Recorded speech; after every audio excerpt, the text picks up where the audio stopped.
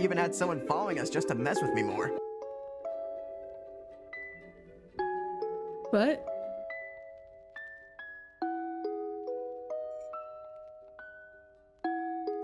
Okay, that wasn't a normal sentence, Stu. Are you gonna tell me your name, Doe Eyes?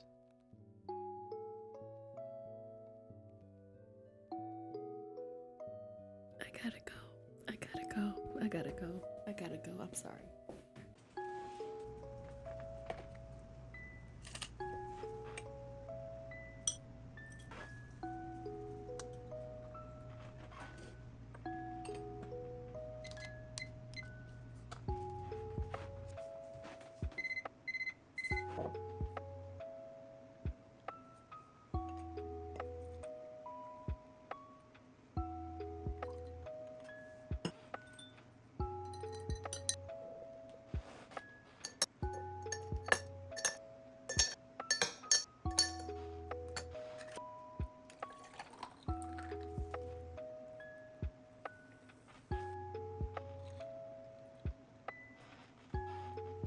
Hello and welcome back to my channel. I am Sleepybug. If you are new here, it is nice to meet you, cutie pie. And if you are returning, I missed you, sleepyhead. And welcome to the hub of all things oh so cozy, oh so sleepy, and oh so sweet. Today I got a treat. Today I have a treat. I have been putting off my Dear Hatchet Man since I started this channel because baby boy Alan is too powerful. He's too powerful. He's too powerful. He's too cute. I don't know what y'all want me to do with him. He's like a little chocolate nib. He's yummy. Anyway, My Dear Hatchet Man is a visual novel that explores a woman going through the forest alone and where she meets with a stranger who we aren't sure about his intentions, but we want the benefit of the doubt anyway. I'm excited. You're excited. Let's do it. I'm actually really excited. What is your name? My name is Sleepy. 1, 2, 3, 4, 5. Sleepy. Your gender? We'll do female. Oh, custom. Hold on. What is custom? Please type in your custom pronouns. Oh, I love that. Female. Is this okay? Yes. I tend to run away from my problems. That's how I ended up here in the first place.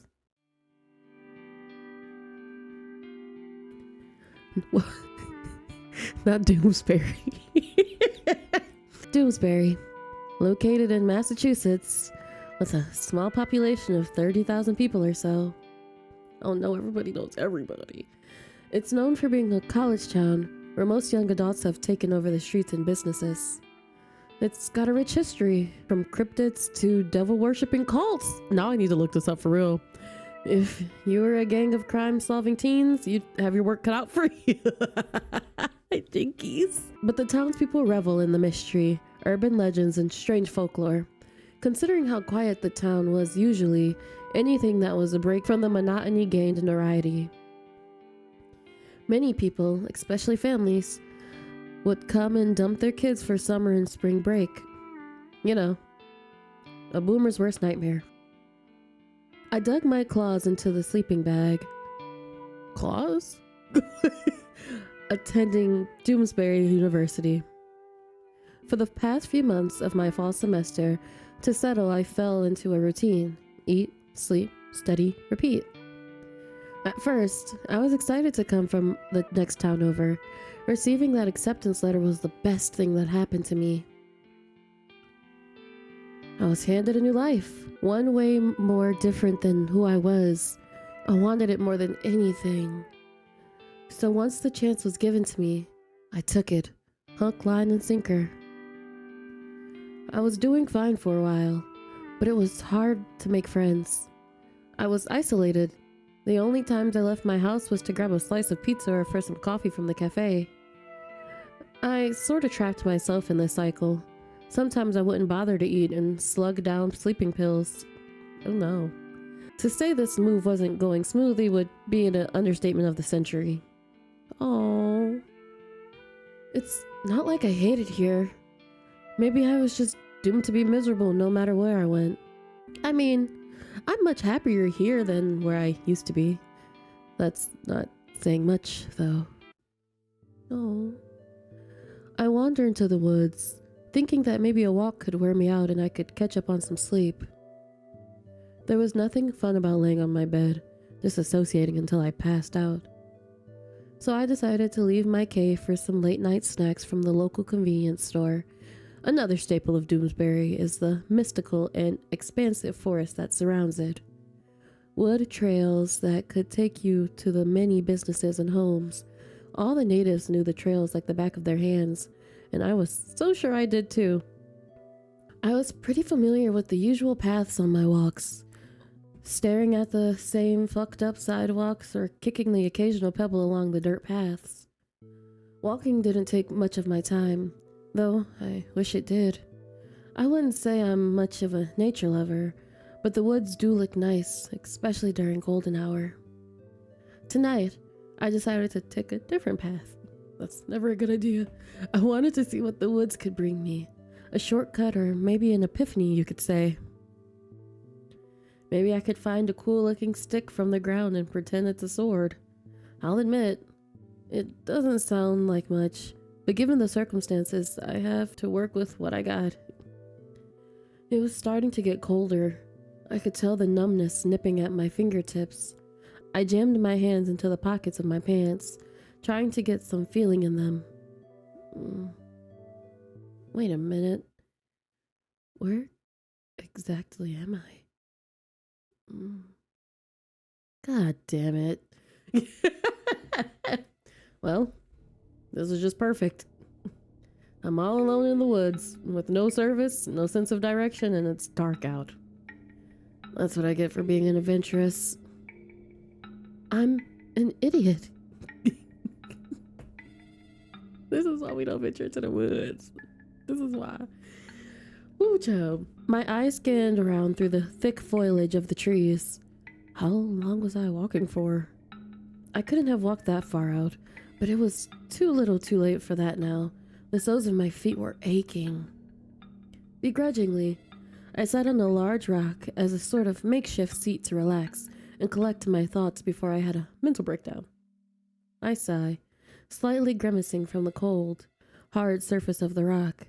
I dropped my plastic bag of goodies onto the grass, my warm face crinkling from the frigid breeze.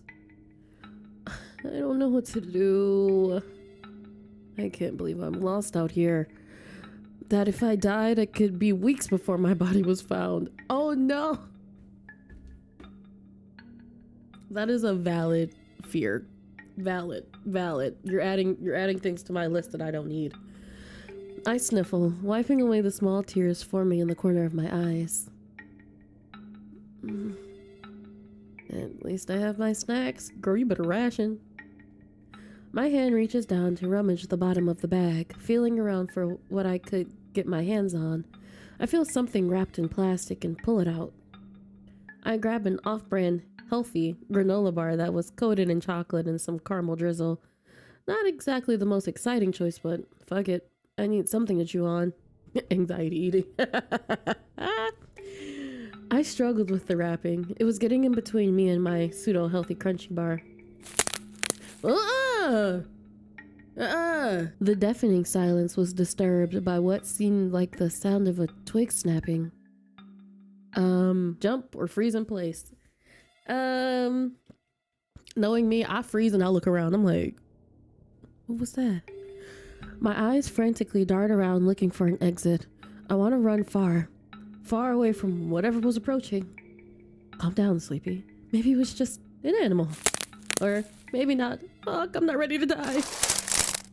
I gawk at a pair of glowing, predatorial eyes emerging from the floor of the forest. My heart was racing and I could feel my blood running cold. I think he was getting closer to me. Attack or scream? I'm fight. I'm fight, not flight. I'm freeze, then fight. You stay the heck away from me. I look around for anything to use as a weapon. Oh, I regret tossing that cool stick aside while I was on my way back. Wait, my snacks. You guys served well, dear snacks. I grabbed my plastic bag. While not weighted in the slightest, I could throw a snack or two to make him at least mildly annoyed. I also pointed my granola bar at him, like some kind of sword. Not exactly the most threatening sight. If you're gonna try to kill me, you're gonna work for it, and you better hope I don't turn the tables. How cute. Oh, he's voiced. It's not good. It's not good for me. This isn't good for me. This isn't good for me at all, and we all know this.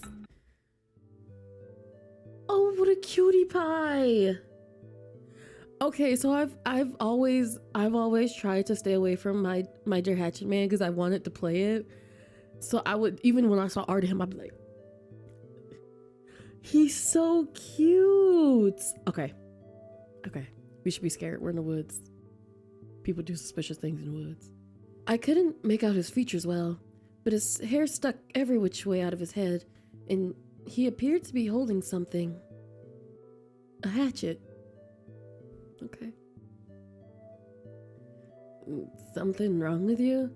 You look like you've seen a ghost. This guy seemed oblivious to the situation at play here. I was so stunned I couldn't even speak. My eyes were too focused on the hatchet he had resting across his shoulder. Just so casual-like. The guy tilts his head to the side, confused by my uneasiness. Oh, this?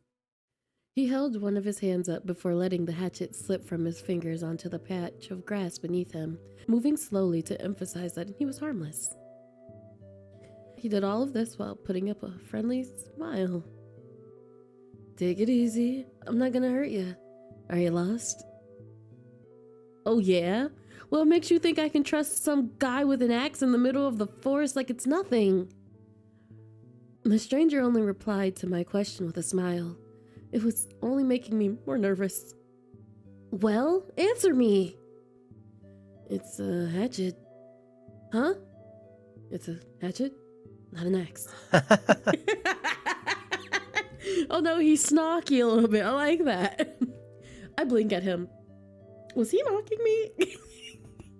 I like him. Is this all just one big joke at me for him to laugh at? He was acting way too casual and didn't try to pull anything once. Was I overreacting? I didn't put down any of my defenses though, as I continued to eye him suspiciously. Are you gonna answer my question now? He continued to have that small, almost innocent smile plastered on his face. It annoyed you? It kinda charmed. It was the sass that got me, everybody. We already know. We know her Sleepy. We know her. It was the sass. Slowly, but still cautiously, I lowered my guard. However, my eyes stayed glued to him, waiting for the moment he may do something unexpected. Answer mine first. He let out a chuckle at my response. I noticed his movements weren't threatening and seemed to be casual. Alright, I'll comply. He put his arms up, almost like he was trying to surrender and play off the interrogation. Would you rather be stuck in the woods then? No. No, me and MC, we're here. I don't want to be stuck in the woods. Please get me out. Then you should trust me. Easier said than done. He placed a hand over his mouth, trying to hold back a chuckle at my snarky remark. Well... You got me there. But do you know how to navigate your way back? Do you? Yeah, he does. There was a small beat of silence before he raised his hand. He was wearing brown, fingerless gloves. I know these woods like the back of my hand. You learn a thing or two when you live out here. I'll even walk in front of you, so you don't feel all antsy. I took a few seconds to think over his offer. I didn't exactly want to be stuck here forever until my body got discovered by a search party or eaten by vultures.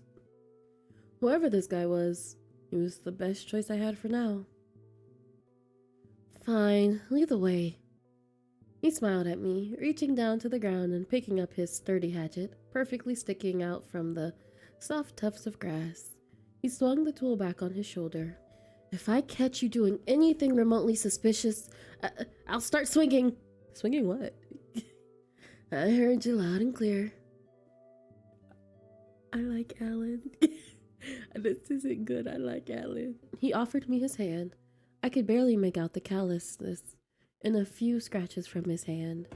I was still a bit hesitant, but I took it anyway. Let's go. Let's get going and get you somewhere safer. His grip was surprisingly strong. It's always the crazy ones. It's always the crazy cute ones that have a strong grip for no reason. But that also means you might have a strong grip for no reason.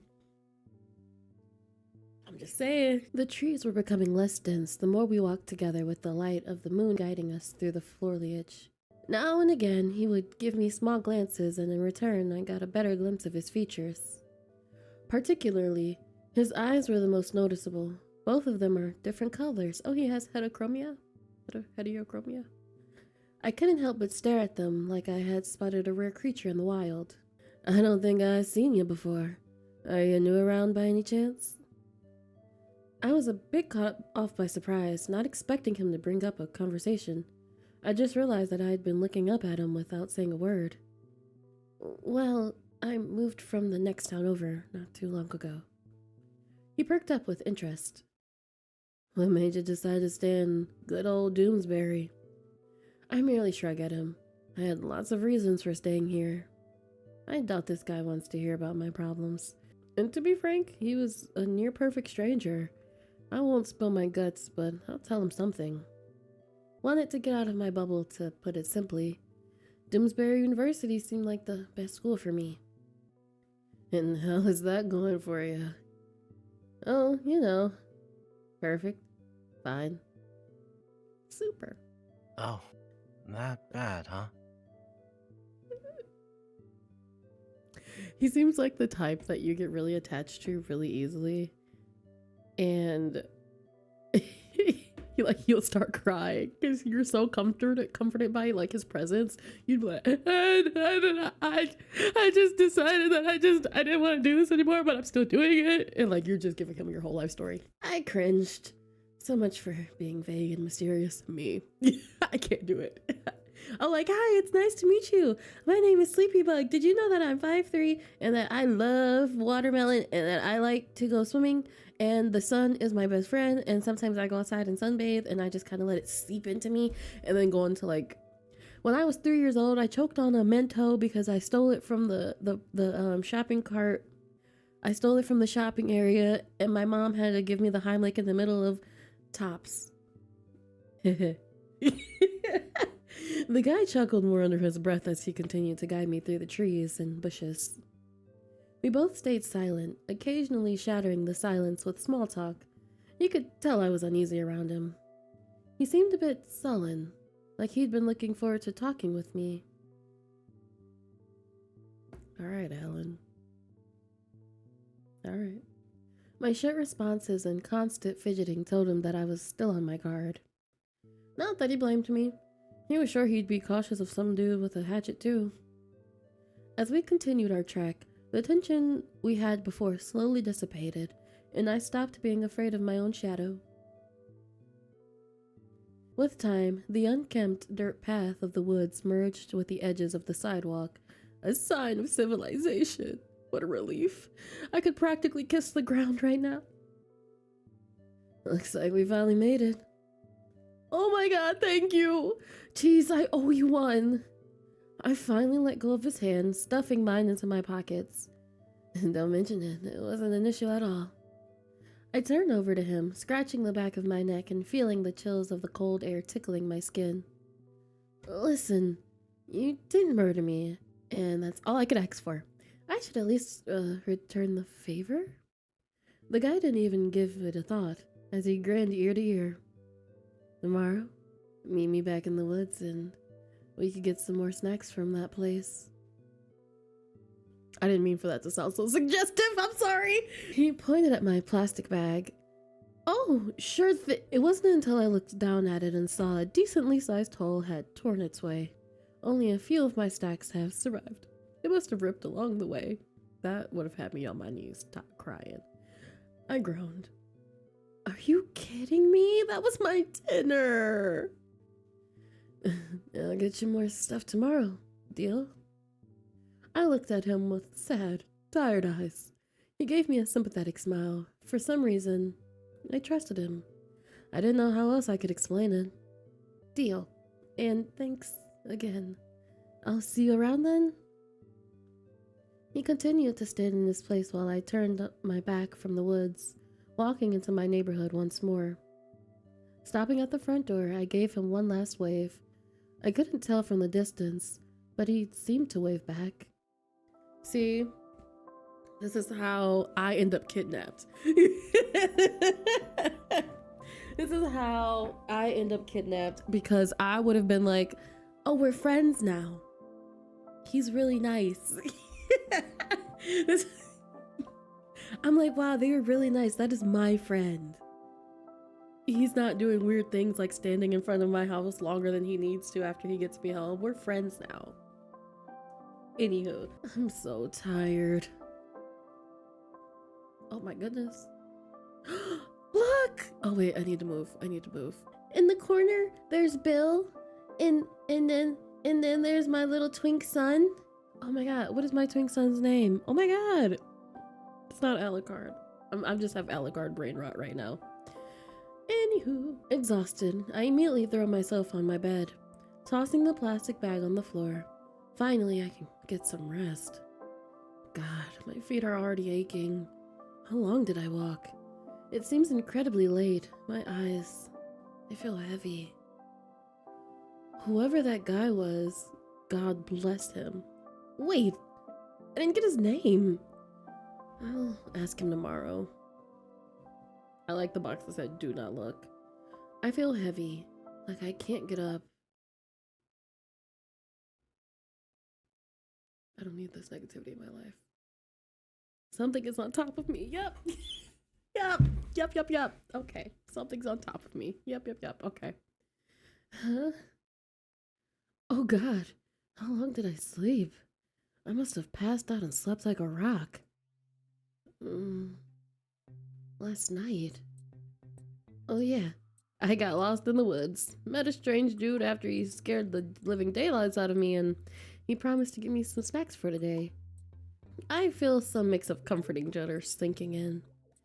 It hasn't been long since I moved in, and I wasn't exactly rubbing shoulders with my neighbors, but I still talk to them. I never heard them mention anything about a man living in the forest. If they knew, they would have given me a heads up, and I probably would have reacted differently. Right? Was I overthinking this? Probably. I should probably check my phone. I held the button on the side, tapping my foot as I waited for it to light up. My home screen brightens as the notifications trickle onto it. An unknown number. Hey, sorry to bother you. What chapter are we studying for Prof. McCroy? This is Erica, by the way. Erica. Yeah, she's part of my English class. I think we exchanged phone numbers because our professor recommended it. Initially, I didn't plan to ask for anyone's number, especially since I didn't know anyone in the class. I barely even talked to them other than occasionally asking someone for a pencil. Erica was the one to approach me first. She wasn't talkative either, only answering questions sometimes and gave snarky remarks on a whim. Mood. That's me. It's me in school. I didn't know much about her, other than she'd be a constant center of attention with her outfits. Yes! She had this keen sense for fashion, and she would constantly amaze me with how she would walk into class. She'd breeze in effortlessly like a runway model. Some outfits were her projects for her fashion design class. Others were her simply wanting to look good on that day. We love Erica, hold on.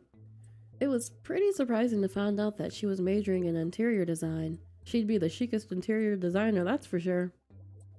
Erica seemed like she had her shit together, from what I could glean from the few times I spoke to her. Chapter 4. I send the text and proceed to let out a groan while dragging myself up from my bed. I would much rather sleep the day away, but I was promised snacks. It's been the first time in a while that I've been motivated to do something other than rot in my room. Damn. That's kind of sad. Thanks. Oh, she's so cute. I chuckled at her response. That was kind of cute. I'm kind of scared that me and this MC are a little too similar. It's a little concerning. Not the to-do list. Sleep, cry. Before I go out, I need to refuel for the day. I reach out to the fridge, pulling with a bit of force thanks to how janky the handle had become over time. I should get that thing looked at. Everything around the house needed some touch-ups though. Maybe I shouldn't have turned down the idea of having a roommate. But I do enjoy my privacy a lot, and I wasn't keen on losing that anytime soon. Facts. I had a private dorm. The cool air of the fridge nicked the tip of my nose as my eyes searched for food. It was practically empty. Slice of leftover toaster waffles! Quick and easy. I'm craving something sweet too. Whatever, I don't need your judgment. Now, where did I leave that bottle of syrup? Day 1. Oh no, if you go down, what does it say? If you go down in the woods today, I don't know what that said. What did it say? Something about going, oh my god, okay. All right. We're still sticking to sleepy bug impulse. I squeezed my eyes shut, feeling attacked by the blinding glow of the sun. It's too bright today. I walked to the other side of the road, frisking the overgrown forest again. I stuffed my phone in my pocket. It wouldn't be of any use since my service couldn't reach in the middle of the woods. I walked through my familiar path, trying to remember where exactly the guy wanted to meet. He was pretty vague on the details, telling me to simply meet him in the woods. What if he's like a wood god or something, like the god of the woods? Not gonna lie, it just hit me how sketchy that sounded. I fell into a daze, walking until everything around me looked strange. Well, that didn't take long. I guess I just have to sit back and wait for him to find me. Oh, you actually came. Heck yeah, I came. You're a cutie pie. You asked me on a date, so I came. I heard his voice again. It sounded almost in disbelief. I turned around to face him. His eyes were wide, but a smile slowly forms. He seemed happy to see me. I like him. Y'all, this isn't good. He's cute. I like him. He got the energy. He has the energy that I adore. You thought I was gonna ditch you or something? Oh, well, maybe. He laughs nervously under his breath, scratching the back of his neck. Like I said, I owe you one and I want my snacks. I can't turn down an offer like that. I got a chuckle out of him, easing him more and more into the conversation. It soon subsides again into an awkward silence. I shift my eyes around, trying to think of what to say next. Oh, I didn't catch your name, stranger. I didn't throw it. Oh no, he's a meme lord! Oh god! This isn't good! This isn't good! You know what I like more than broody men? Himbos! Crazy himbos! Oh god, ow, my ear! I'm all types of disheveled. Oh my god. I didn't throw it.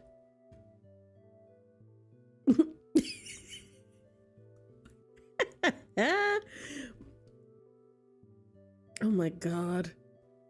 I can't believe you just said that. You're way too young to be making uncle jokes. I couldn't resist.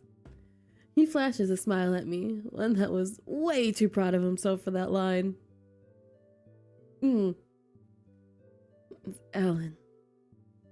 Alan? Yep. Alan Orion Constance I Vitmop III. Is that really your full name? Because I squint my eyes. I'm telling you, me and this MC is the same. I don't like it. I don't like it. I don't like it. My immediate reaction was like, I don't like this. No, it's just Alan Orion. Oh, Orion like the constellation? Or is Orion Orion's belt? Orion's belt.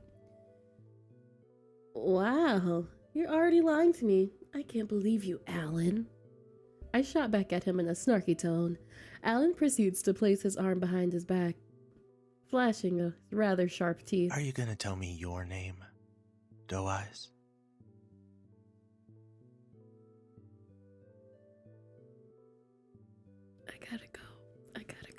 gotta go. I gotta go. I'm sorry. This isn't good. I'm not.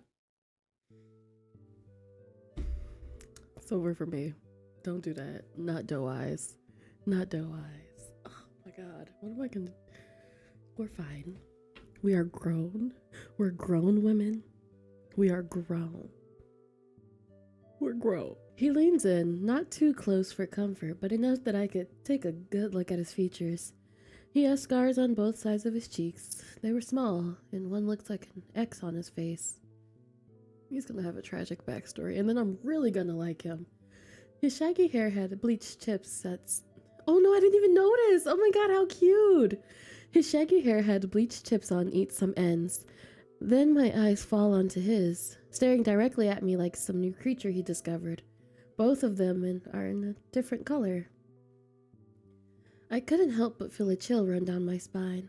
It seemed creepy, but also familiar. I was staring at him again. Oh, Sleepy. Pleasure to meet you, Sleepy. Ellen's hand reaches out to shake mine, and I gladly take it. So, about those snacks? I grinned mischievously as soon as he brought up the topic of snacks. That's exactly what I was here for. Oh right, we should get some. There's this convenience store the food box, right? I can go there from time to time. And I would assume you know your way out of the woods, right? Hopefully.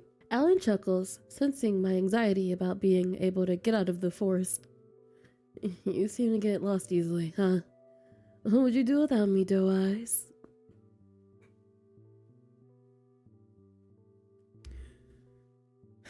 This isn't good. This isn't good. This isn't good. This isn't good. This isn't good.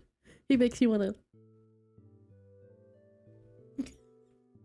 Stop. Okay. He keeps calling me that even after I told him my name. Nah, I like it. Sleepy, please, for the love of God. My face turns red. My eyes shift around and I begin to laugh. I was merely trying to brush off his comment. Come to think of it, I did find him to be cute. He's so stinking cute. There was a beat of silence. All right. I'll lead the way. Cool. We both walked together, or more like I followed wherever Alan walked. On occasion, he would stop and mutter to himself under his breath. I could have sworn I heard him counting the trees, pointing at them before smiling at me and beginning to walk again. It made me curious about just how he seemed to know where we were. Despite how far we walked, it all looked the same to me. It was starting to scramble my brain. So what's your whole thing here? Huh? I mean, I'm assuming you live on your own out here, not anywhere in town. It's none of my business, but how come no one has ever told me about you? Alan looks up at the sky, giving some thought to my question as his arms droop side to side as he walks. He didn't appear to be slowing down. I guess no one really acknowledges me or knows that I live here. Everyone here kind of keeps to themselves, which I appreciate. Wait, do you not have any friends? Alan shook his head. Nope. The most faces I've seen are when I visit the store to restock on food. Family? There was a small pause, but Alan didn't stop walking. Left them a long time ago. Oh. Oh no. I figured that I'd live better by myself. Nobody bothers me, and I don't bother them. So, you're a hermit? He chuckled, scratching his cheek. You could say that. I nodded, understanding Alan in a way, not wanting to interact with others, living peacefully out in the woods, and then the funny thought came to my mind. But you do realize that you're talking to me and joining in on a snack quest, right? Not very hermit-like. Did I break your 0 human interaction record? Alan's eyes latch onto me, his lips tugging a smile. I guess you did. I don't mind you being my first. He's a little... Are those workers okay? Are they okay? It didn't take us long to get to the convenience store. I didn't think I minded the distance. Didn't know a conversation with someone I knew for less than 24 hours could be so distracting. The obnoxiously bright lights of the store pulls me out of my trance. There was a couple of people in the store, mostly older men getting cases of beer, students getting a quick lunch. A worker mutters, "Welcome," as we walk in, not bothering to look up from their phone. "Well, pick anything you want. It's on me." I perked up as soon as he said that, my eyes scanning around every corner of the store, wondering what I could get. Ooh, ice cream, ice cream, ice cream. Sorry. Yeah, I didn't even look at the other options. It's fine. I reached into the cold freezer, grabbing myself whatever seemed most appealing. Peach mochi ice cream. Alan flashes me a cheeky smile. He seemed giddy that we got the same thing. He likes ice cream. That's cute. Come on. Hold my hand. Hold my hand. You my man now. We're friends. I looked back and saw that Alan was also scavenging around for snacks. Both of us smiling brightly like children running amok the aisles, not even bothering to get a basket for our collection. That's really cute. That's a cute date. Convenience store date. I love it. Alan instantly flashes a proud smile at me, holding his snack securely. "You got everything you need?" "Yeah, let's go." Alan dropped everything onto the counter to pay, only to receive an eye roll from the cashier. They seemed like they just wanted to be done with their shift, to clock out and go home. I get it. I get it. I get it. Summer blowout sale. We quickly leave the store after paying, bags filled with a bunch of goodies. I'm already getting hungry. He mumbles out loud as I enjoy my ice cream. I expected him to reach for the bags and start rummaging through our snacks, but instead he unzips his jacket. He exposes a hoard of chocolate bars. I blink, confused. "When did you get those?" "When they weren't looking." Down with capitalism. Alan pulled a chocolate bar out of his coat, his fingers fidgeting with the plastic wrapper as he tears it open. "You stole it?" He then takes a bite, smiling proudly to himself. Yes. I said it was on me.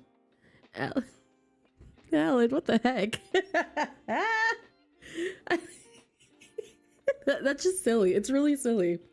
Alan continues to munch on his chocolate, proceeding wordlessly to fish out another one. Boop. Oh my god. He playfully nudges it on the tip of my nose, tantalizing me to partake in his stolen loot. I promise it'll taste better. I was a bit hesitant, but I did end up taking the chocolate and unwrapping it.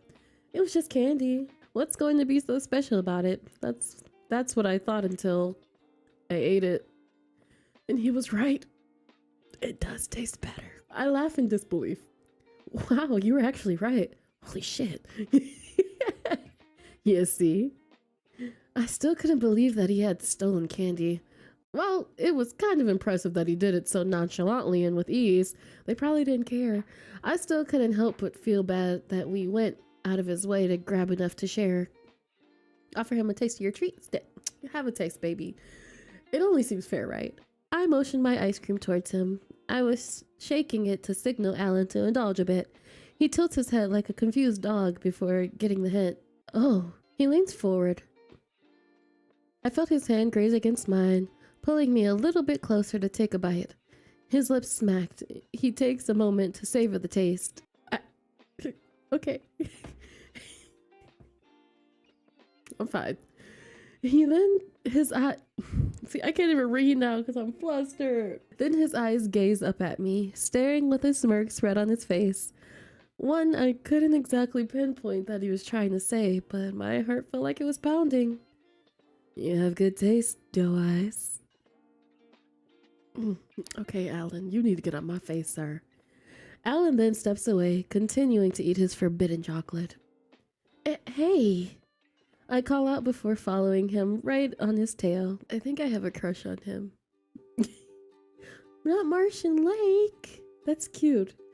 We kept walking for a few minutes, our bag of snacks almost empty. The only thing left was wrappers and packages. We seemed to have lost track of time as it finally began to notice the sun was about to set. It was really quiet, with only the occasional rustling of the leaves from the trees and the rush of the water growing louder. Martian lake? I note, seeing a rather silly looking sign of an alien. During my short time here, but I never visited the lake, but it was the first thing you would see when driving here. The crystal blue water and soft sand that almost looked pink thanks to the sunset caught my eye. Why did they name it that? There was a beat of silence, and I looked over to Alan, who seemed distracted. He was hunched over the sand. He seemed to be looking for something. Oh, from what I've heard, back in the 60s, people allegedly saw an alien walking around here. In a blink of an eye, the alien ran into the woods, and it was never seen again. Was he the alien? I mean, I don't mind dating an alien. Have I dated any weird creatures yet, y'all? I mean, we got whatever Ren is. He's a glitch. Have I dated any weird aliens yet? I'm okay with it. Sounds like a typical Doomsbury legend. Do you believe the story? Alan stood up straight again, picking up a rock and observing it. He simply shrugged at my question. After living here, I believe almost anything. So you have seen some things? Gosh, you could say that. Alan tosses the stone up a couple of times in the air before flinging it across the lake. I would be so amazed. See, oh no, we're the same. My eyes follow it. And to my astonishment, the stone skips across the water with accelerating speed, never stopping. I squint my eyes the further and further it got until there was nothing more than a speck. I can't skip rocks, so when people can do it, I'm like, wow, you're so amazing. You're so amazing. And then it was gone. Alan let out a satisfied hum, and my mouth hung open in astonishment. Can you teach me how to do that? Search for a rock to throw. No, teach me. I look up at Alan with hopeful eyes. Sure thing, Doe Eyes. Here. Alan approaches me, picking up a random stone as he did. He examined it, turning it over in his hand. You can't just use any rock. It has to be very flat. And there's gotta be a little nudge for you to place your fingers and grab onto. Then he grabs my wrist gently, handing me the rock, and places it in the palm of my hand for me to hold. Now, before you do anything, people tend to throw it like a frisbee. Don't throw it with your wrist. Sling your whole arm. I focused, taking into consideration what Alan told me. I felt a lot more confident in this throw. I take a deep breath and toss it again. And it plops right into the water. Oh no, I did it! Yay! It was a lot slower and didn't go as far as Alan, but still. I cheer and Alan gives me a thumbs up. We walk back to my place. The sun had already set with the moon and the stars taking its place. I stretch, bending and stretching my legs after all that walking. I had fun today. Did you now? I nodded to him, approaching my doorstep and leaving Alan behind. We should do something like that again. Alan's eyes widen. He appears quiet for a moment. We should. Not his hearts!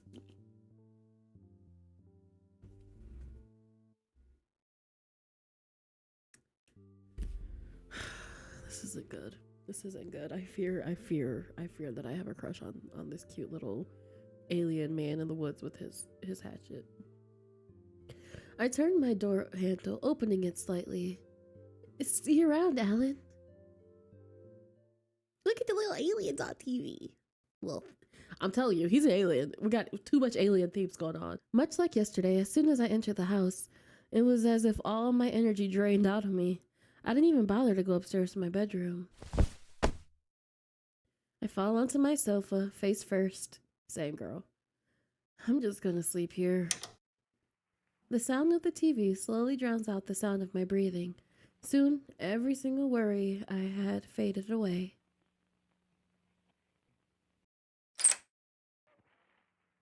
What was that? Alan, please don't do anything crazy. I really like you. Okay. Day 2. The better to see you with? I don't know what that says. What does that say? Okay. Huh? Whoa. I could have sworn I heard the door. Holy crap. My head was pounding from the intensity. What a way to start the morning. I've got to stop waking up like this in a cold sweat. What's up with me lately?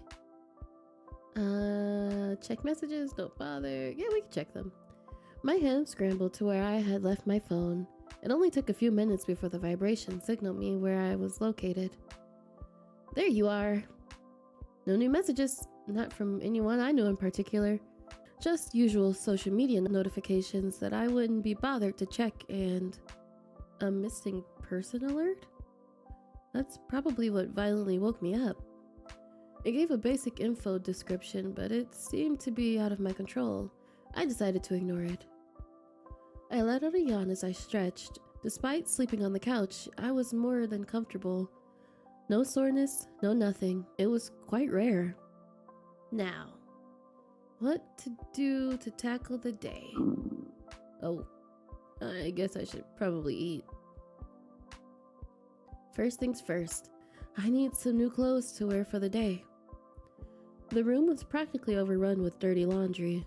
I could barely make out the shaggy carpet floor by the mass amount of sweaters, pants, and underwear. I should clean this up. But my empty stomach was winning the battle of this one.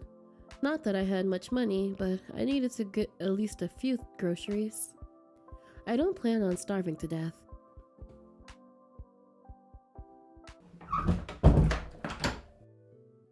It was a little earlier than I expected to go out. It was the earliest I'd gotten up in a while. Not since my first few days living alone. Jeez, back when I was practically glowing with ambition to start classes, ready to face any challenges head on. Until, now that is, I would either show up late or barely manage to reach my classes. It felt like a chore, like most things. Most days, I hope I don't wake up at all. Oh, I wonder who... Erica? She doesn't usually call. We mostly talk through text. It got me curious what she could possibly want to call me for. Hello, Erica? You made it! Sleepy? Hi. I'm not interrupting anything important, am I? I'm just on my way to get some food, but I'm fine to talk. Humph. Is there a reason you called? I was only met with silence, but I could vaguely hear Erica make some sort of noise like she was in deep thought. Eric, are you free later? I guess? You guess. I rolled my eyes. Reply with sass. Always. Get to the point, Erica. I've got a bagel and coffee with my name on it, and your little interrogation is not gonna stop me. I heard a short but amused sound from her. Often in class, I would play around with Erica's dry sense of humor. Strangely, I enjoyed our interactions together. Ahead of you, soldier. I just wanted to know if you wanted to study together for Professor McCroy. My roommate is off to do some arbitrary adventure, and I don't want to be cooped up here. How does that sound? I could get caught up on some things. Better than rotting in your hermit cave? I sighed. Erica was, unfortunately, sort of aware of my situation. She has this almost supernatural sixth sense about being able to read other people. You wooed me, Erica. You wooed me. I'll meet you at the park. With that, we both hung up. We still need to get groceries. Guess those are my plans for today. I continued to walk, taking the opportunity to make a mental grocery list. I could pick up the faint sound of chopping? Chopping wood. It must have been Alan. I followed the sound to where it led me, not far off from the small neighborhood of the college dorms. Even when I went into the thick wood, I could still see the houses from a distance. Occasionally the sound would deafen, but I was getting closer. Alan had to be around here somewhere. That is, if it was Alan and not some other weird guy from the woods lurking about. I snorted out through my nose from the laughable idea. It only took a few moments of walking and I was able to spot that familiar wild man from the woods. Oh, doe eyes. What a pleasant surprise. Can't help yourself but go in the woods, eh? I'm just surprised as you are, Alan. I just followed the sound of chopping wood and I figured it was you. I could see beads of sweat falling off of Alan's temples. There were a bunch of small pieces of wood scattered around him. He dropped his hatchet on the ground and dusted himself of any remaining wood chips. Just gathering firewood. It was starting to get cold in my cabin, and I used up my last batch last night after I dropped you off. A fireplace and a cabin in the woods? Sounds like you're living the dream. Alan's hand went to the back of his neck and he laughed. Far from it, but... He took a second to pause. A huge gust of wind blew away some leaves, dancing along with the rustling of branches from the trees. A short, cold breeze hit us by surprise. It's nice most of the time. You're the type to say you're one with nature, huh? Is that really a bad thing? I get to feed the raccoons for my trash. I can't imagine what else I'd do on a Wednesday night. They're like my pets. Raccoons? Alan, that's how your face got scratched. Alan flashed me with a smile, not speaking but proceeding to point to both of his cheeks, almost as if he was showing them off proudly like badges of honor. Don't tell me. Rocky and Horde can be quite a handful. It was all my fault, though. I was being a little pushy with them. Not him naming the raccoons Rocky Horror, like Rocky Horror Picture Show, which are aliens. Listen, here's my theory. He's a cute little alien who came from outer space because he didn't like outer space. And then he got obsessed with us somewhere along the way. And I'm okay with that. I think I'm okay with Alan being obsessed with us. I'm okay with it. You named them? I like giving them names. Oh, so there were multiple animals included. You should meet them. They're all cute little guys. I think I want to meet them. I want to meet them. As long as I can leave with a full set of eyes, nose, and mouth by the end of it. I'll be sure they won't even touch a single hair on that head of yours, Doe Eyes. I simply shook my head. The ideas of raccoons sounded cute, but I know not to mess with the wildlife. That's still really dangerous, Alan. Alan's expression seemed like that of an innocent kid who had no idea what he did was wrong. Hey, I'm still alive. Besides, you should have gotten the hint that I disregard most things. You didn't complain about living so dangerously when I stole that chocolate. Hey, don't drag me into that. You stole that chocolate. I was just a bystander who also partook in that chocolate. No! I don't want to be an accomplice. And you're my accomplice. In the eyes of the law, that makes us both criminals, my doe.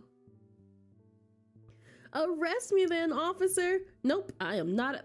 Arrest me, officer. I volunteer as your cellmate.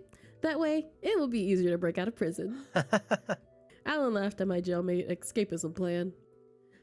Sounds perfect. I wouldn't mind you being my partner in crime. I can pick the locks for us.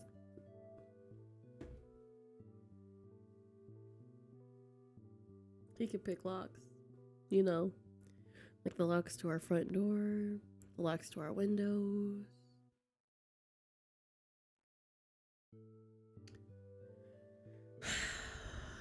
He has a cute, ominous face. I really like it. Of course you know how to pick locks. We continued to play around back and forth. It took nearly a solid minute for it to die down until we were left with a small, awkward silence, but smiling at each other nonetheless. They're both smitten. They're smitten. It was only then that Alan finally said something. By the way, is there any reason you came to find me? No, I just want to see you. Actually, I got out of my house to get some food, but I heard some chopping noises and I instinctively knew that it was you. He's just so happy. Alan's eyes stared at me. I could tell his face just brightened up. You knew? I did. I could have sworn Alan giggled to himself, his face turning red and he swayed ever so slightly. Do not get me a yearning. Man, I can't do it. I can't do yearning. I can't. I stayed for a bit longer for small talk. I'd forgotten why I was out here. Ask, make you leave? Yeah, come on. You can come to the library with us, right? He won't kill our friend, right? Are you interested in coming with me to the store? I gotta get some food so I can stock up my fridge. Why is he like this? Are we gonna steal stuff? His face grew sinister. I'm gonna guess he got excited about stealing again. Cool it, Alan. You might have swindled them by stealing candy bars, but I highly doubt you're gonna get away with scot-free with an actual piles of food. You don't know that. We're not gonna rob the store, Alan. Ooh. I'm okay with being his conscience. It's alright, I'm alright with that. No, Alan. You can't steal the baby raccoon out of the zoo. Alan poked out his tongue at me, playfully of course. I began to walk away, leaving him in the dust. His freakishly long legs only took 2 or 3 steps to catch up to me. Jesus! How tall is he? We both walked to the convenience store.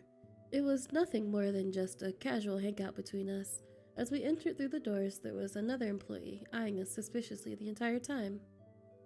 I wasn't sure what their deal was. I wonder if they knew about Alan's shenanigans. They were mostly keeping an eye at him, glaring him down as Alan was invested in the rotating hot dog grill. They left us alone once I paid for my food. That was weird. We got to my place, bags in hand. Quite the walk, but nothing we couldn't handle.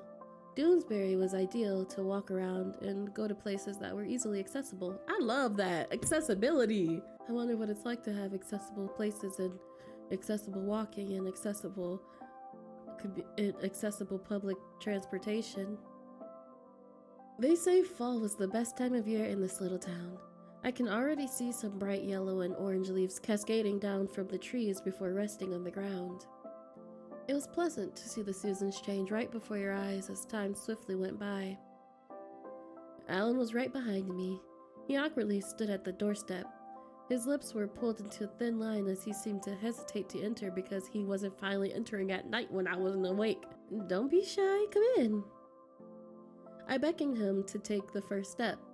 It was like trying to let in a cautious stray animal, lost and confused. Alan finally stepped in, the creaky floorboards of the house releasing a soft groan under him. Alan seemed to settle himself in immediately, heading to the kitchen first before I could even tell him where it was. At least Priscilla, baby. I guess he was hungry as I was. Yeah, this place is older than the town itself, but hey, it's home for now. I don't mind. You work with what you got. I dropped the bags of food on the counter and Alan followed suit. I rummaged through, taking out the key ingredients to make breakfast. Or brunch by technicality now. I was surprised how much food I was taking out of the bags. I didn't realize my eyes were bigger than my stomach. Shopping hungry isn't really the best idea first thing in the morning, especially when you haven't eaten in a while. So, what are you in the mood for? Ooh, pancakes, breakfast burrito, eggs in the basket. Ooh, these are all good. We had waffles, so I won't say waffles. I don't like breakfast burritos. Eggs in a basket. Eggs in a basket? Sounds good to me. My feet took me to the fridge, prying open the door, still struggling with the stubborn handle. I managed to do it, thankfully. I turned my back to get anything else I needed for our breakfast. I could hear some shuffling from behind me, followed by Alan positioning himself next to me. Let me help you there, Doe-Eyes. Okay. I jolted, startled by how close he was, but nodded as he settled in. You know how to cook, Alan? Yes. Yeah, actually. I don't really eat or make much food at home, but breakfast is always my specialty. Alan turned up the heat from the stove and placed a pan over the top. He extended his hand out and I proceeded to give him the ingredients for our eggs. I could use this type of teamwork around. Specialty, huh? Am I in the presence of the finest breakfast chefs in town? Well, I learned from one of the best types of teachers. Oh, and who would that be? I wouldn't want to bore you with that. Give me the lore. I let out an offended noise, placing a hand on my chest in a dramatic fashion. You're not going to tell me? Come on! You can't just say that and not expect me to be intrigued. He's not gonna tell me. That's something that I noticed. Alan seems to know a lot more about me than I do him. Keep the conversation going, let it go. Nah, you about to spill the beans, sir. being mysterious all of a sudden? I quipped, crossing my arms across my chest while Alan kept silent. I caught wind of a frown on his face. It appeared I might have touched something sensitive that Alan doesn't want to talk about. Maybe I should lay off of him. The familiar voice of Alan interrupts my thoughts. He was leaning in closer by the second. I could practically feel his breath on my face. Practically inches away. He was getting closer.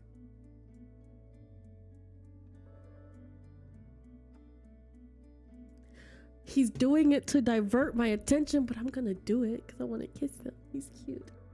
I know he's doing it to not talk about the situation, but I guess I'll begrudgingly accept the kiss. I pressed my lips to his and he leaned in. Alan seemed like he's been longing for it. His hand raised to my cheek, craving more. He was nearly devouring my face like a starving dog. It's getting hard to breathe. I tried to pull my lips away just for a moment to catch my breath.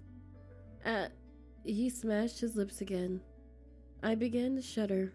My hands made their way to his chest. It was a pathetic attempt to try and pry him away. The kiss was magnetic and I only wanted more. Ooh. Our hot breaths hit the other's skin. Who knew Alan could take my breath away? Was that good?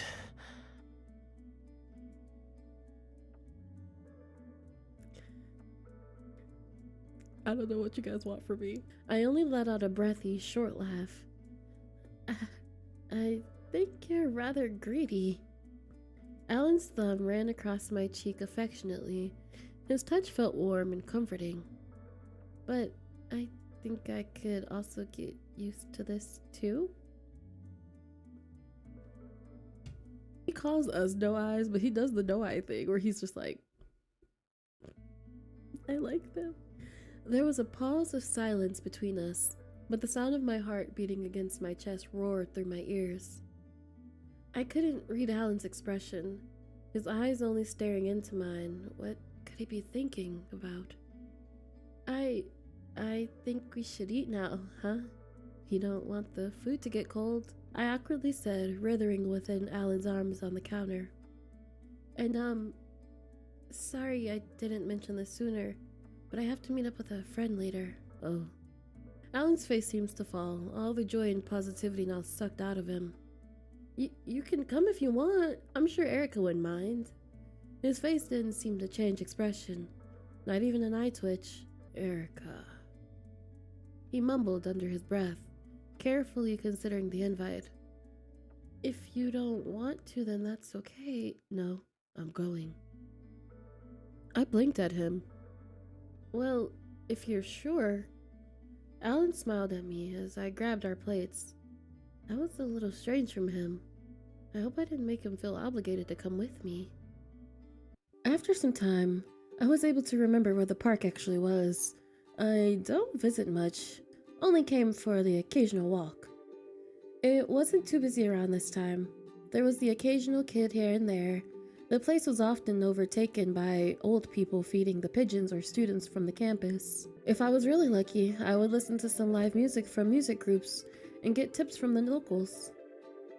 I even heard about the really late night college parties being hosted, but I wasn't usually invited to any of them. The telltale signs of a party did happen. The park would be littered with those typical red Solo cups. I looked over to Alan, expecting him to have something to say, but I was met with an unpleasant look from him. Oh no, he grumpy. He seemed off. His eyes scanned around almost like he was on guard. He saw that I was looking at him and instantly smiled at me, trying to come off that he wasn't bothered at all. I nervously flashed him back a grin in return. Sleepy? I hear my name through the whole commotion of the park. There sat Erica on a bed of green grass, an intricate lacy pink blanket spread on the ground. Did she set up this study date like a picnic? She even packed snacks and drinks. Oh, she's really cute! You made it. I briefly waved at Erica as we both approached. Her usual apathetic face never faltered, even when she caught a glance at the sight of Alan. Oh, you brought a friend? She looks over to Alan. She seemed a little taken aback. In all fairness, I probably should have advised her beforehand. You don't mind, hopefully? There was an awkward pause.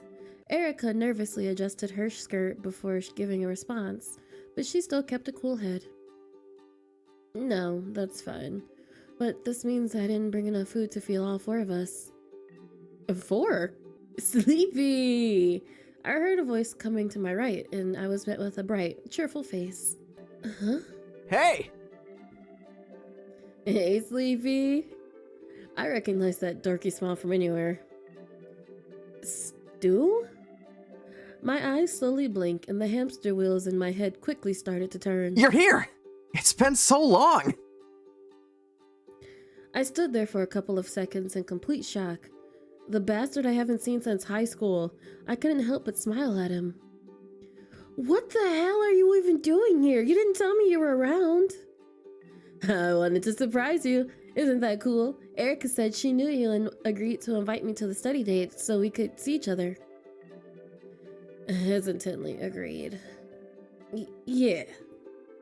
I didn't realize me and Stu were letting our conversation get in the way of the study date until Erica cut it short, clearing her throat sternly. Mind telling me that change of plans, Sleepy? Oh, right. I nervously rubbed the back of my neck and gestured to Alan, who was standing right behind me. I didn't take into account that Alan was being left out of our chit-chat in my reunion. This is Alan.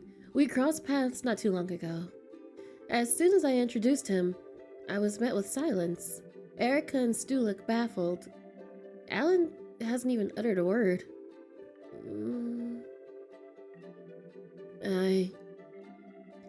Alan's voice shook me up a bit. I couldn't help but let out a nervous laugh. Pleasure. Hey.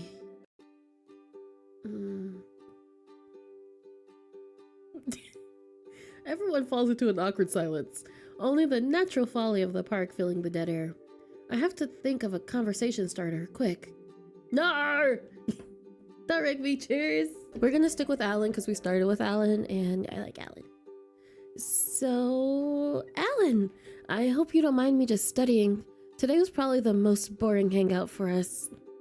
Alan's face brightened up when I talked to him. It was like all of his nerves completely melted away. I don't mind at all. Anything for you, Doe Eyes. Don't call me that in front of other people.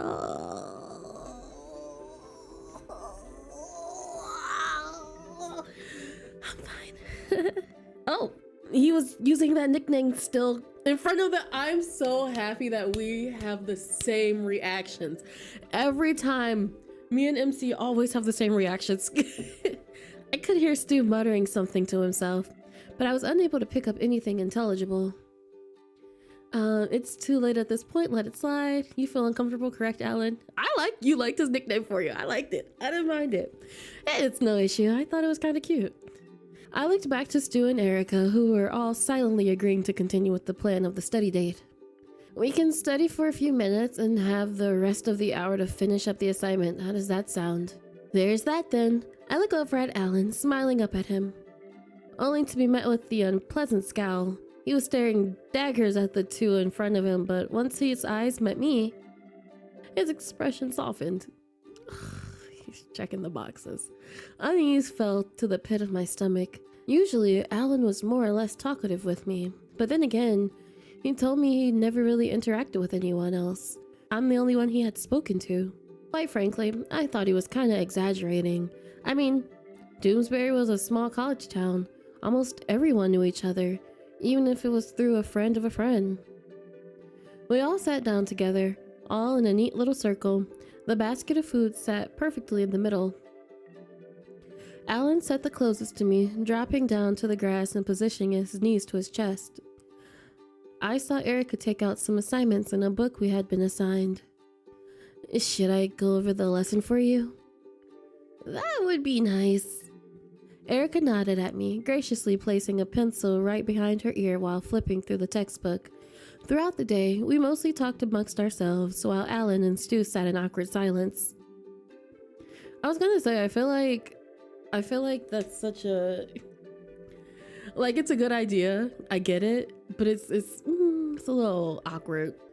I looked over to Erica, noting how her fingers lightly traced over the text on the surface of the page.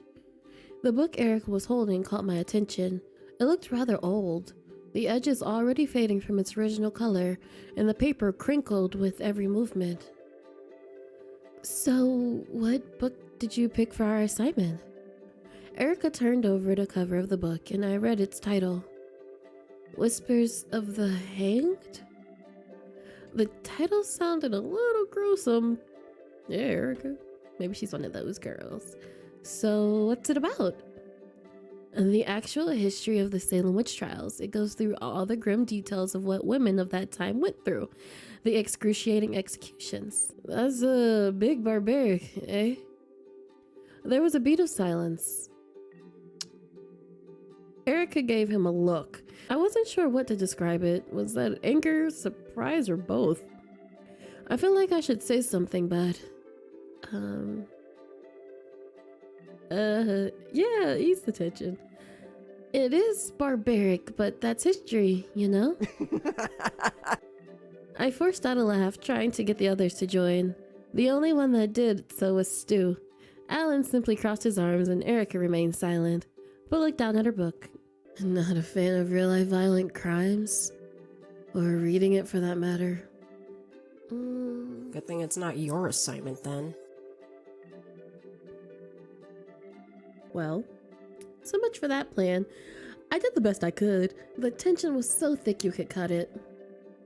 Hey, Sleepy! Stu waved in front of me, graciously saving me from this awkward moment. I hope you didn't replace me already. Look at you making friends. I let out a sigh of relief, and I was sure that Erica did so too. All the tension was now on Stu. If I knew him well enough, he would try his best not to appear socially awkward. Hopefully he can ramble his way out of this one. This takes me back when we used to do homework together. Remember? Oh yeah. You copied off of me. He's your pal. He's your little pal. I like him pal. You let me. And not all the time. Stu stumbled on his words and let out a pout. We would study in that old treehouse of yours. When in reality, we would watch anime. Facts. I smiled at him, memories flooding back and with so much warmth still lingering with them. I was pretty sure Stu's parents knew we weren't even studying, but they didn't stop us. They said, look at our little nerds, let them be little nerds. Stu gave me a smile, shuffling closer to me, naturally drawn to me again. Anime? I jumped, startled by Alan speaking. Stu appeared so as well, his face going white as he looked over my shoulder. I didn't even know Alan stood right behind me, his hot breath on my neck. Back up, Alan. Give me 50 feet, G. I look like I'm a part of the group. Yeah? Do you watch it too? Alan wasn't planning on replying anytime soon. He was like an on and off switch, only replying with a little to no words as possible, and it became silent again. Every time someone tried to calm down the situation, the atmosphere would become hostile again. I'm starting to regret bringing Alan with me. Oh no. I tried to speak again. Listen, man. I'm trying to be as friendly as I can with you. Oh, are we getting frustrated? Stu spoke up before me. There was still some hesitation in the way he spoke.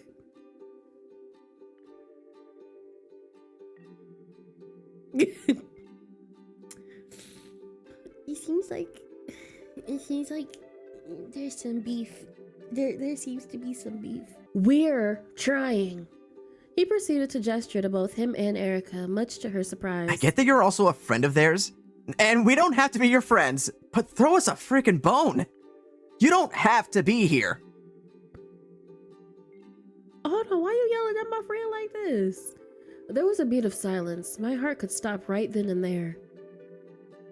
Who are you again? Do you even have plans after this whole college thing? From what I've seen, I can't really see you having a stable career. Any backup plans if that goes south? Okay then, that's it. Erica closed the textbook she was currently reading. I think we should call it off from here. I blinked, a little taken aback by Erica's abrupt leave. Erica? I can't concentrate like this. We can try to plan out another day to study, hopefully with no other interruptions. There was a beat of silence as Erica gave Alan a side eye. Alan only drilled holes into her in return. What is the hostilities? Without a moment to lose, Erica packed everything, but let us keep the snacks she brought. See ya around, Sleepy. Later, Stu. I watched her leave, feeling a bit defeated. I'm so sad. What is happening? I guess this is my cue to leave, huh? I looked back to Stu, blades of grass falling from his pants as he patted himself down. Sorry things got out of hand. You can hang out next time when you're free. Stu gave me a reassuring smile and bid farewell. He didn't even bother to say anything to Alan. I mean, I don't blame him with how things turned out. Well, that was a disaster. I couldn't stop replaying what happened over and over in my head. Seeing Stu and Erica's faces be so upset and even unsettled. I wanted everyone to get along, but... Doe eyes. Are you mad? Alan didn't seem to get it. Yeah, I'm mad. Really? What makes you think that? I snapped at him, rubbing the bridge of my nose in frustration. I just wanted to go home, and here's Alan walking behind me like a lost dog. I didn't mean to upset you. Oh, so upsetting Erica and Stu was with intent, right? He winced as we both reached for the door at the front of my house. Well, you did invite me. He spoke in a mumbling, soft tone. Alan looked down at the ground, anxiously hitting it with the tip of his shoe. His eyes looked at me, like if I just kicked a puppy. Ugh. He had a point. I did drag him to the park. But how was I supposed to know he would have pulled a stunt like that? I felt like Erica was beginning to enjoy my company. Stu was there for me after so long. Was this whole thing my fault? They shouldn't have left you.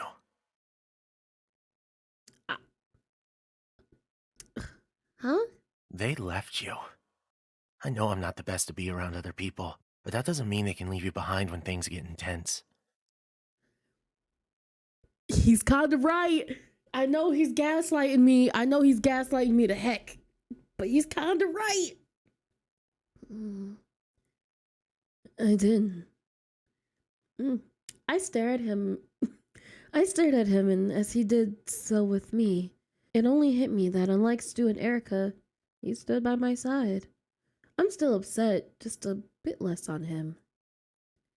I don't know why I didn't expect him, a woodsman all isolated by himself in some cabin, wouldn't get along with other people.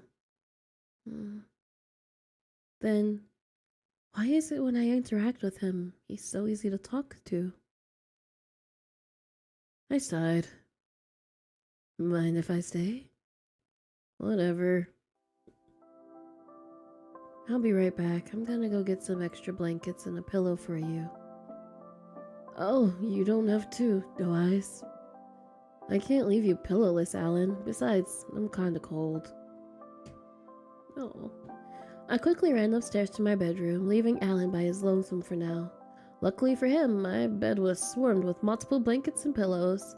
It was like my own little comfortable nest where I could rot away. Mood.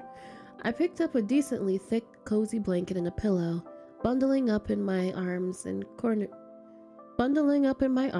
corners dragging across the floor as I awkwardly made my way downstairs again. I couldn't even see the steps from the stairs with this blanket wrapped around me, like some sort of cocoon, but I managed to make it out alive. Alan gave me a smile, still sitting on my couch, looking like a dog waiting for its owner.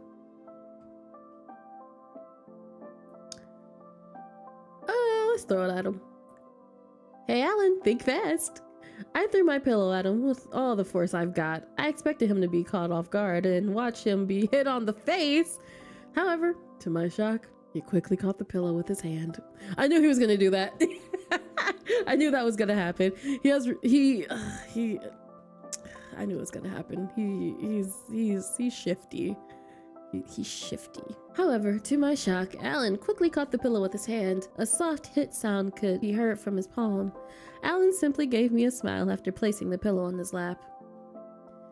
Thank you, Doe, he said, cheekily sticking his tongue out. Boo!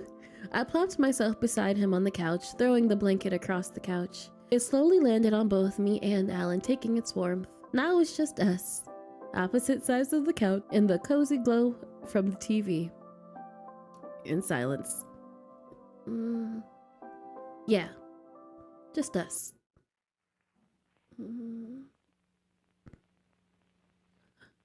Hey. Hey. I smiled warmly at him, but there was a dreadful, awful silence between us. My eyes wandered off, panicking on what to say next. It's been a while since I've watched some TV. Thankfully, Alan brought up a topic. Same, I haven't sat down in my living room and watched something in a while. I heard something shuffle from the couch. He was getting closer. You know, we kind of having a Netflix and chill session. I don't know where this is about to lead. How much chill are we about to do? I nervously laughed, scratching the side of my cheek. What's that? Alan looked at me with those big, confused eyes of his. You don't know? Alan shook his head, leaving me dumbfounded. I guess that makes some sense. He lives in the woods. He wasn't exactly someone I would take to understand modern slang, but he must have some knowledge, right? God, now I had to explain what that means. Dang. You walked yourself into this? Well, it's like a thing people do. It's sort of a casual date or hookup thing, you know? That was a terrible explanation, Sleepy. So, do you want to call this a date? I mean, it's on the casual side, like you said. If it's too casual or something, we can just say we were hanging out. I could only look at him, too stunned to speak, but I sensed he was waiting for a response, for me to hit at something more. I don't know. It's hard to tell. Alan tilted his head to the side like a confused dog. He had his whole focus on me. He shifted closer. Well, think about it. I gave it some thought, huddling my legs together. I was hesitant to answer. What could I even say to him? I wasn't even sure how to feel about this situation. Alan just walked into my life and he was just kinda here now. Like a pesky stray following me around and refusing to leave. I occasionally look back to Alan, those hopeful puppy-like eyes staring back at me. Ugh, stop it. You stop it, you cutie patootie. I can't put my finger on it. It gets hard to befriend people as you get older, especially when you don't have a group to back you up. Hey, you know what I did? Slid in DMs twice. I did it twice now, and I made friends. Here's your PSA to slide into those DMs of that person you want to be your friend. As I spoke, I didn't face him. My eyes stayed glued to the ground, piecing together whatever my mind thought of. But having someone like you immediately click feels freeing. There was a beat of silence before I felt some weight shifting on the other side.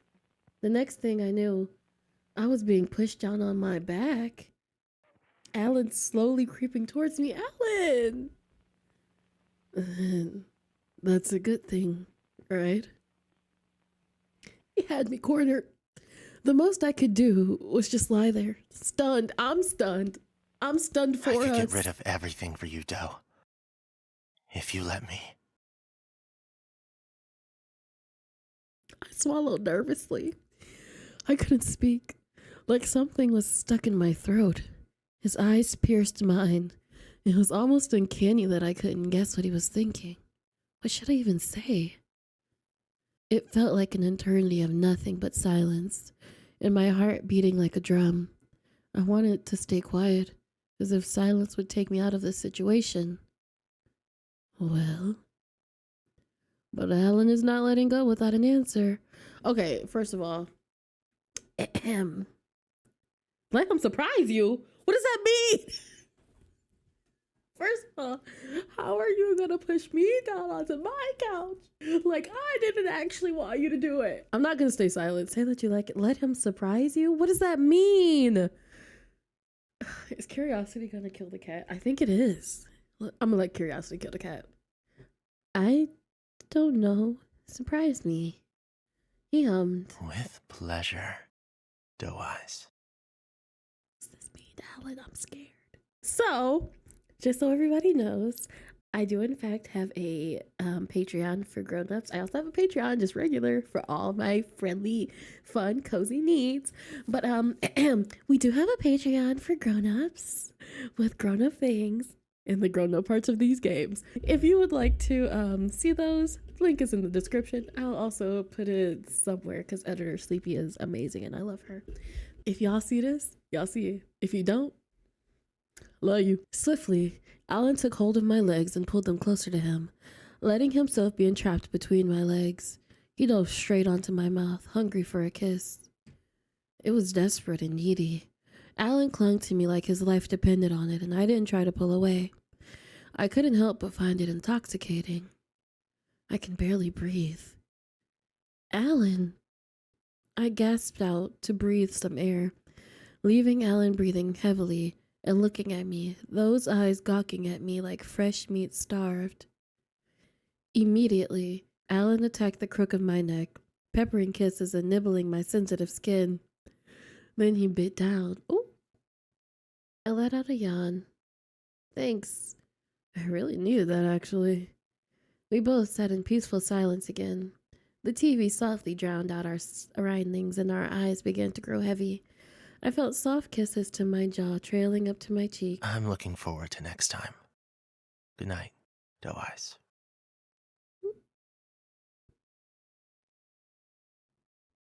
End of day 2. All right. So that was, first of all, okay, no, hold on. All right. So that was our first go through of my Dear Hatchet Man. Oh my God. Oh my God. Oh my God. First of all, I'm very happy that I waited to play because this 10 out of 10, 10 out of 10, 10 out of 10. I loved it. I adored it. It was, the story kept you hooked on it. It was compelled. The pacing was good. Highly recommend. Highly recommend. As always, I definitely put the link in the description. So if you enjoyed yourself, you enjoyed watching the video, go ahead and give the game a nice little review so the creators can know that we enjoy their projects and that we adore their projects. Give them their props. Give them their flowers. So Alan, I know he marks all the boxes, and I know y'all know that I know that I know that y'all know that we know that I know that we know that I know that you know that we know that he is definitely hitting all those boxes that I always am weak for. Today we are going to be playing the My Dear Hatchet Man Part 2. Today we're going to try and get all the little snippets that we didn't get the last time. So we're gonna try to piss off Alan. We're going to be like, set some nice boundaries, yeah, and not go by impulse sleepy. Okay, so we are at the spot where we decided to walk through the woods hub. My legs lock in place as I shoot upwards in fear. What the hell made that noise? I was starting to get the sense I wasn't the only one here, and I was being watched. Calm down, Sleepy. Maybe it was just an animal, or maybe not. Of course I would be murdered in the most cliche way ever. I gawk at the pair of glowing, predatorial eyes emerging from the flora of the forest. My heart was racing, and I could feel my blood running cold. I think he was getting closer to me. Last time we attacked, let's scream. I didn't have anything else I could do.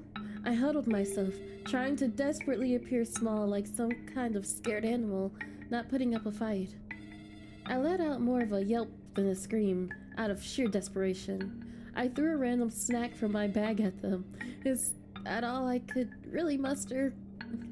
Nothing but a pathetic call for help. I shut my eyes, waiting for some sort of shock or hit to the head, but Are you lost? no. I am now found. Cautiously, I lowered my guard, taking a peek at who exactly was in front of me. Oh, he's just a baby! It's just a baby! I couldn't make out his features well, but his hair stuck every which way out of his head. He appeared to be holding something. A hatchet. Of course, you never want to run from a man who has a hatchet. Are you gonna answer my question now? He continued to have that small, almost innocent smile plastered on his face. It kinda annoyed you? It kinda charmed you? But why did I almost automatically pick the charmed one? Last time I was like, it charmed me. It kind of annoyed me. I let out a huff, rolling my eyes. Answer mine first. He let out a chuckle at my response. I noticed his movements weren't threatening and seemed to be casual. Alright, I'll comply. He put his arms up, almost like he was trying to surrender and play off the interrogation. Would you rather be stuck in the woods then? No. I think you should trust me. My mama told me not to trust strangers, I don't know. But I guess I know his name, so we're not strangers no more. The cool air of the fridge nicked the tip of my nose as my eyes searched for food. It was practically empty. Ooh, okay. I think last time we had toaster waffles because toaster waffles is good. Let's do eggs. It's not much, but it's a classic staple for breakfast. Plain and simple. I don't have much to eat with it. A fried egg is the way to go then. Oh, if you go down something the woods today. Dang it, I still can't read it. I heard his voice again. It sounded almost in disbelief. I turned around to face him again. His eyes are wide, but a smile slowly forms. He seemed happy to see me. You thought I was gonna ditch you or something? Well, maybe. He laughs nervously under his breath, scratching the back of his neck. Like I said, I owe you one and I want my snacks. I can't turn down an offer like that, of course not. Not for Snick Snacks, thinking of the snacks. Stick snack wee whack. I got a chuckle out of him, easing him more and more into a conversation. It soon subsides again into an awkward silence. I shifted my eyes around, trying to think of what to say next. Oh, I didn't catch your name, stranger. I didn't throw it. Last time I groaned, this time I laugh. Couldn't help but laugh, trying my best to stifle it. Are you serious? Jesus, dude, just tell me your name. I struggled to finish my sentence. Every vowel would be interrupted by my laughing fit. It wasn't even that clever or funny. Alan. Alan? Yep. Alan Orion Constance O.I. Wittmont III. I forgot. Mr. Wittmont, please. Please, Mr. Wittmont. Is that really your full name? I squint my eyes at him. Nope, it's just Alan Orion. Wow, you're already lying to me. I can't believe you, Alan. You seem to get lost easy, huh? What would you do without me, Doe Eyes? He keeps calling me that. I think we unlocked a new name that I like, y'all. I never thought I would like Doe Eyes, but here we are. Here we are. Swooning. Kept calling me that, even after I told him my name. It weirded you out. I'm flattered. That kind of attention made you feel uncomfortable. I scratched the back of my neck and shifted around awkwardly. I'm not sure how to feel about him or that nickname. There was a beat of silence. All right. I'll lead the way. Cool. We both walked together, or more like I followed wherever Alan walked. On occasion, he would stop and mutter to himself under his breath. I could have sworn I heard him counting the trees, pointing at them before smiling at me and beginning to walk again. Well, pick anything you want, it's on me. Okay. I perked up as soon as he said that. My eyes scanned around every corner of the store, wondering what I could get. Last time we got ice cream because ice cream is the best. I don't like soda. Let's get it slushy and brain freeze. I quickly ran to the back of the store, grabbing myself a huge cup of frozen syrupy goodness. They were fairly cheap. I looked back and saw that Alan was also scavenging around for snacks. Both of us were smiling brightly like children running amok the aisles, not even bothering to get a basket for our collection. Alan instantly flashes a proud smile at me, holding his snack securely. You got everything you need? Yeah, let's go! Alan dropped everything on the counter to pay, only to receive an eye roll from the cashier. They seemed like they just wanted to be done with their shift, to clock out and go home. Ain't that the truth? I'm mad at it. I'm not mad at that. We quickly leave the store after paying, bags filled with a bunch of goodies. I still couldn't believe that he had stolen candy, Alan. While it was kind of impressive that he did it so nonchalantly and with ease, I still couldn't help but feel bad that he went out of his way to grab enough to share. Last time we offered him some... This time we stay silent. Maybe that wasn't a good idea. We kept walking for a few minutes, our bags of snacks almost empty. The only thing left was wrappers and packaging. We seemed to have almost lost track of time. As I finally began to notice the sun was about to set, Alan tosses the stone up a couple of times in the air before flinging it across the lake. My eyes follow it, and to my astonishment, the stone skips across the water with accelerating speed, never stopping. I squint my eyes, and the further and further it got until it was nothing more than a speck. Then it was gone. Alan let out a satisfied hum, and my mouth opens in astonishment. Last time we asked him if he could teach us. This time, I don't need your help. I'm at Martian Lake. I don't need no help. In a hurry, I began to look around for a decently sized stone. I pulled back my arm, rock in hand, as far as I could. With all my might, I threw it into the water. I eagerly looked towards the water, only to find the rock disappear into the shallow waters. I pout. No. Don't burn yourself out. I'll teach you, doe eyes. Here. Alan approaches me, picking up a random stone as he did. He examined it, turning it over in his hand. You can't just use any rock. It has to be very flat. And there's gotta be a little nudge for you to place your finger and grab onto. Then he grabs my wrist gently, handing me the rock and places it in the palm of my hand for me to hold. You know, I don't see the problem with Alan. I'm just saying, I don't see the problem. I've got to stop waking up like this in a cold sweat. What's up with me lately?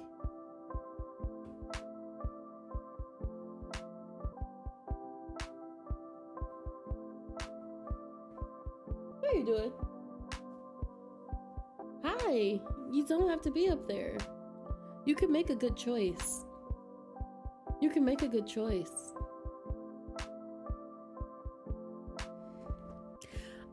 We're not gonna bother with our messages. It's too early for this. I don't even want to bother to look at my phone. I let out a yawn as I stretched. Despite sleeping on the couch, I was more than comfortable. No soreness, no nothing. It's quite rare. Alright. Now, what to do to tackle the day? Last time we replied with sass because we're naturally sassy. So this time, let's reply with a little bit nervous. I don't know, what do you want me to say? Erica had this strange sense of dry humor. It flew over my head. I constantly worry if I ever say the wrong thing to her. It's hard to tell by her blank expressions. Sorry, let me rephrase. I just want to know if you want to study together for Professor McCroy. My roommate is off to do some arbitrary adventure, and I don't want to be cooped up here. How does that sound? I followed the sound to where it led me, not far from the small neighborhood of the college dorms. Even when I went into the thick wood, I could still see the houses from a distance. Occasionally, the sound would deafen, but I was getting closer. Alan had to be around here somewhere. I'll never get over the fact that he named the raccoons Rocky and Horror. Ugh. If you haven't seen Rocky Horror Picture Show, please see it. You named them? I like giving them names. Oh, so there are multiple animals included.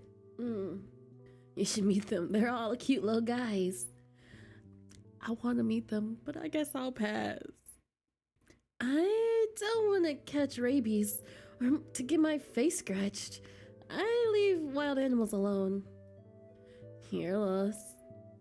That's still really dangerous, Alan.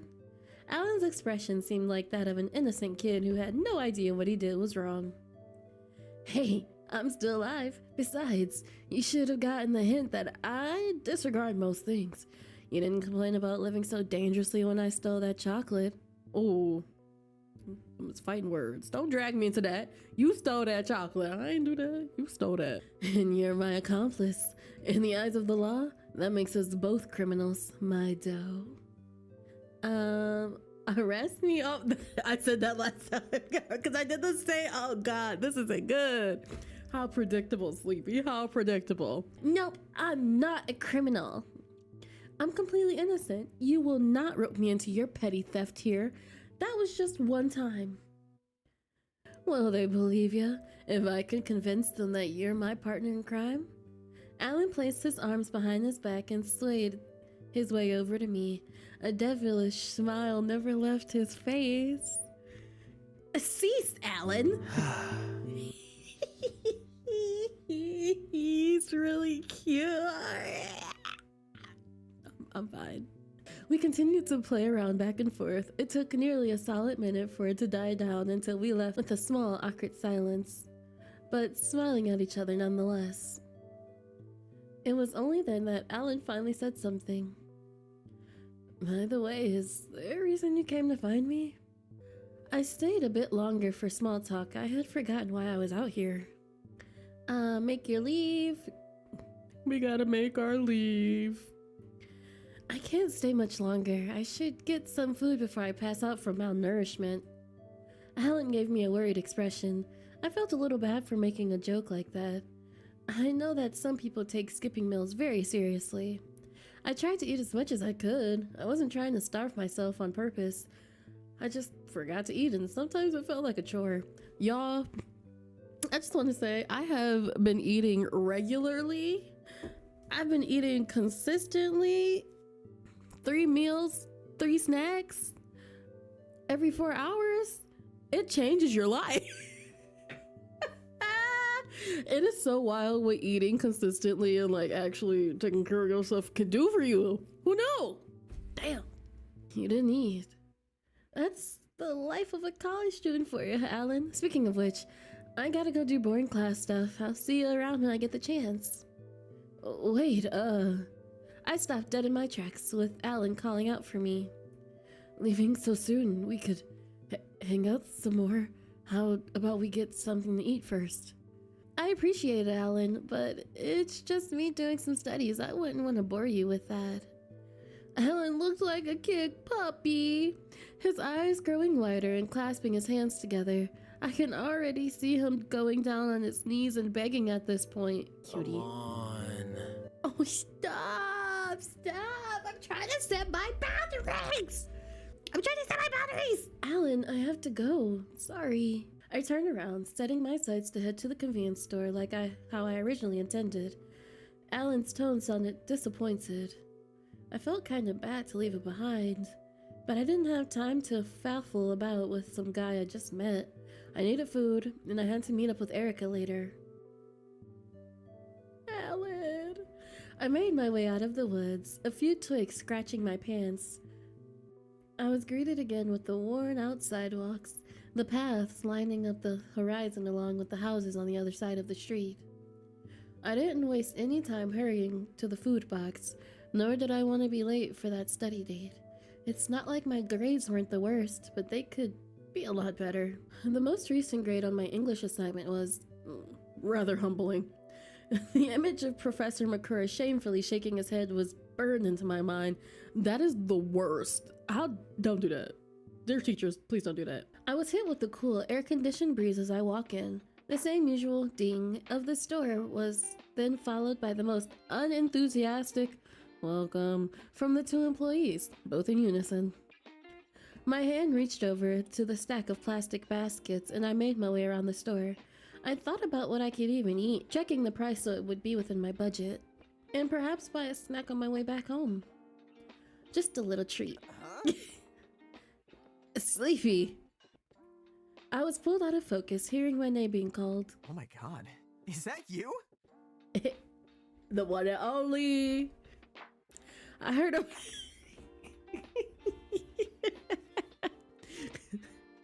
I heard a voice coming to my right, and I was met with a bright, cheerful face. Huh? Hey! I recognized that dorky smile from anywhere. Stu? My eyes slowly blink and the hamster wheels in my head quickly started to turn. Fancy seeing you here. If I weren't in a public area, I would have dropped my basket right then and there. Stu flashed me a grin and the bastard I hadn't seen since high school standing right before me. Seeing me here? How the hell did you get here? Why are you here? It is my job to bother you, is it not? That cheeky comment he made was met with a playful punch to his arm. Stu let out a soft oof, rubbing his side, but kept that smile on his face. That's not what I meant. I thought you said you didn't have a chance to move here, so...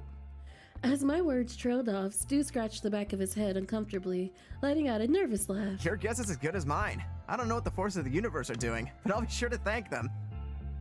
Oh. You got accepted? Stu didn't give me an answer. His teeth flashed a proud smile and a wink, his hand comically under his chin. And you didn't tell me? Oh, well, I was going to. You see, I want to believe that. Stu pouted his lips, his brows creased together while throwing his head back like a child not getting the toy you wanted. At least say you're glad to see me.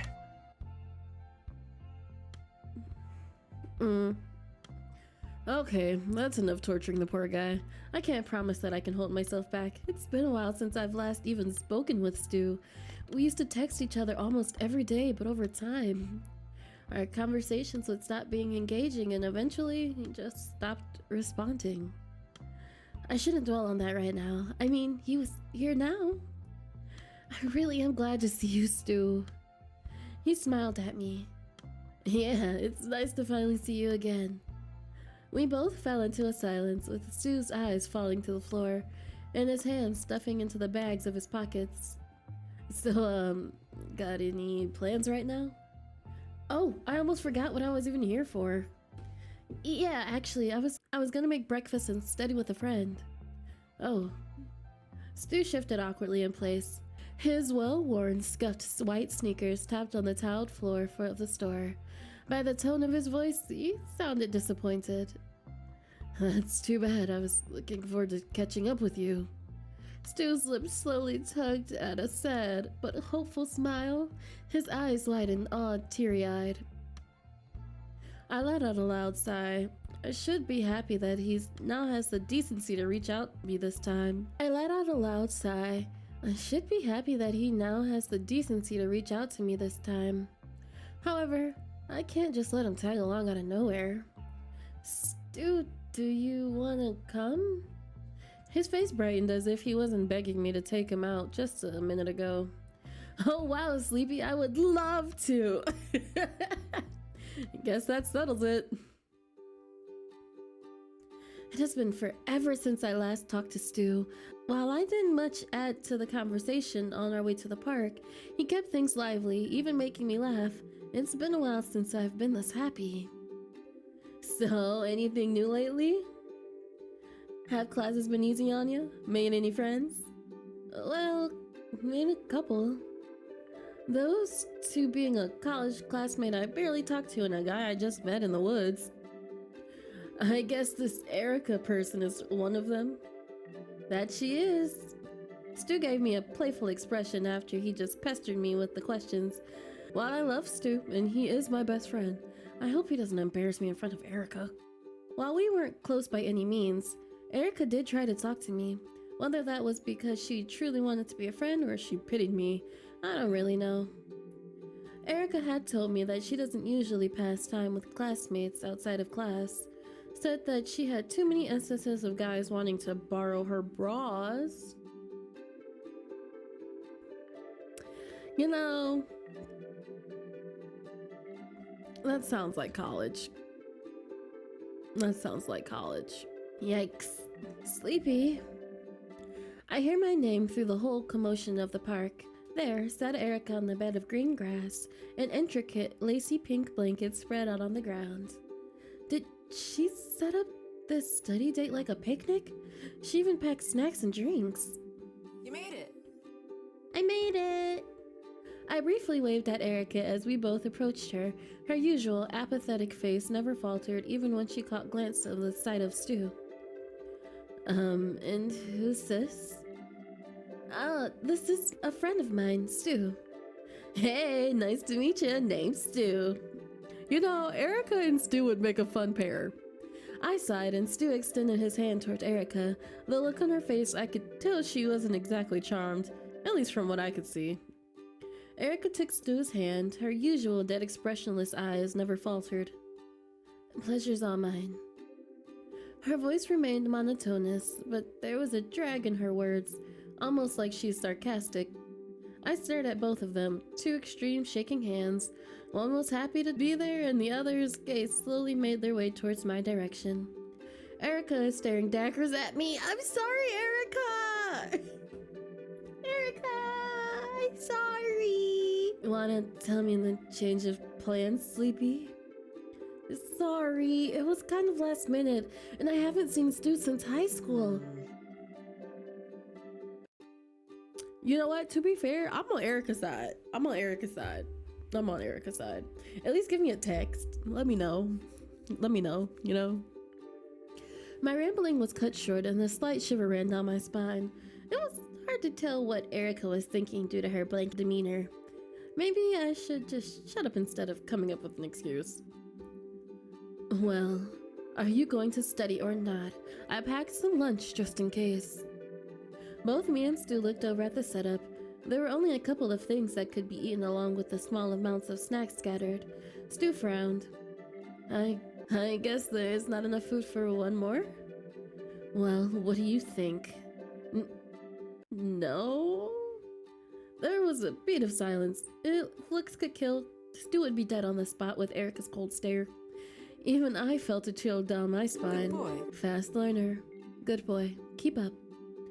Erica immediately perked back up and walked back to her spot with us following suit. Stu looked at me with a puzzled expression, confused about what happened. I could only return a supportive, albeit apprehensive smile. Erica didn't push him off or insult him outright, so I guess that was a good sign. Well, we all sat down together, both right across from me. The basket of food perfectly sat in the middle. I saw Erica take out some assignments and a book we had been assigned. Should I go over the lesson for you? That would be nice.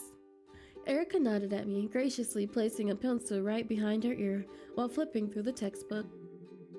Throughout the day, we mostly talked amongst ourselves. Sometimes Stu would join in with the brief conversation when he got too antsy about being left out. Same. And it's not that I was personally trying to ignore him, far from it. But him being a part of our study date wasn't exactly the plan. I cared enough for him to come along, but then again, it's not like he gave me much to think about. It was very last minute. I don't know whether to feel bad or frustrated at Stu. He was the one who wanted to tag along. My eyes kept glancing over at him. He kept looking behind him, staring at some bushes and trees and the occasional stray dog walking around. Anything to distract him, I figured. Hey. I lost my train of thought when I heard Erica calling for Stu? I'm surprised by that. Even more so, Stu. Erica was the first to react over the picnic basket, pulling out a cold drink and handing it over to Stu, his eyes widening at her in surprise. What? You think I wouldn't offer you at least a drink? Not that rude. Take it. Sweet. Stu beamed, shifting closer to Erica, reaching out to take the can of soda. only for Erica to pull back out of his reach. Say the magic words. I'm just messing with you. Here. Stu could only let out a lighthearted but nervous chuckle, grabbing the soda slowly, as if he was afraid that Erica could pull another move. Maybe I should have warned him about Erica's dry sense of humor. It was awkward, but it was good to see them getting along at least. I didn't know much about Erica. Her presence was intimidating in the admirable kind of way. She was just so cool. I wanted to get to know her better, not trying to imply that Stu is a complete loser, but that we were both complete losers back in the day. I know that high school reputation doesn't exactly matter in the real world, but I still welcome the change with open arms. I looked over to Erica, noting how her fingers lightly trace over the text of the surface of the page. Okay, so let's ask her about how her day was. Let's riz up let's go ahead and riz up our cute schoolmate. Anything new going on? Erica perked up, her eyes now focusing onto me. I took her a minute to respond, but there was a vague smile on her face, one I could barely notice as she flipped the page. Nothing eventful or important for me to comment on, but I don't think that's the answer you want. There was a small, awkward silence as Erica proceeds to highlight a passage from the book. She was holding a lavender highlighter marker that had a small cat paw at the end of the cap. Oh, she likes cats. I tried one of those local bakeries in here. Suffice to say, their pastries were decent. Then again, I'm a snob when it comes to them. Their coffee was good though. Better than the school cafe. A pastry snob? I didn't know you had expensive taste. Please be a pastry snob. Take me where all the good pastries are. Erica huffed out a chuckle. Not even. I'm just used to what my dad would bake. Love and nostalgia bias is the best ingredient. Oh, she has a healthy house. Me and Stu both laughed collectively. Before we could continue, we heard an awkward cough coming from none other than Stu himself. Oh, I totally had forgotten that he was even there. I was so wrapped up with Erica. So, do you guys watch anime? Nice! Ah! Look at it! Ah! Stu! Oh my god. He's fun.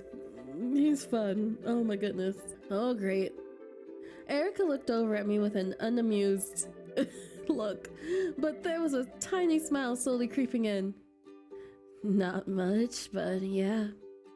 Stu perked right up, happy to be included in the conversation. He sighed in relief. Cool, maybe we could like a watch party? I was thinking we could have a show play in the background. Dubs are way better now, so we wouldn't have to laser focus on the subtitles. It can sort of work as white noise without getting completely confused on the plot. Erica let out a hum, almost like she wasn't even going to try to entertain the idea.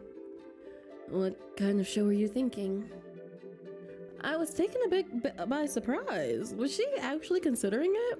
I could see Stu darting his eyes to look towards me as if crying out for help. I was thinking you two would like Crimson Face. It's a mech. I don't do mechs. I don't know why. I don't know what it is about mecha animes that get me, but I don't do them.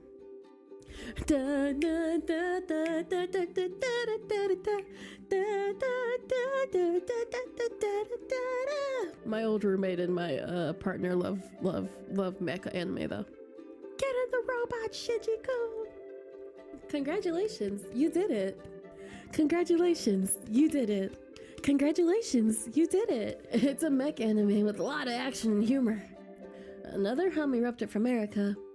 Mech isn't really my cup of tea. I'm more into magical girls. Listen, me and Erica, we're here. I need a girlfriend. Come here, girl. I'll be your girlfriend.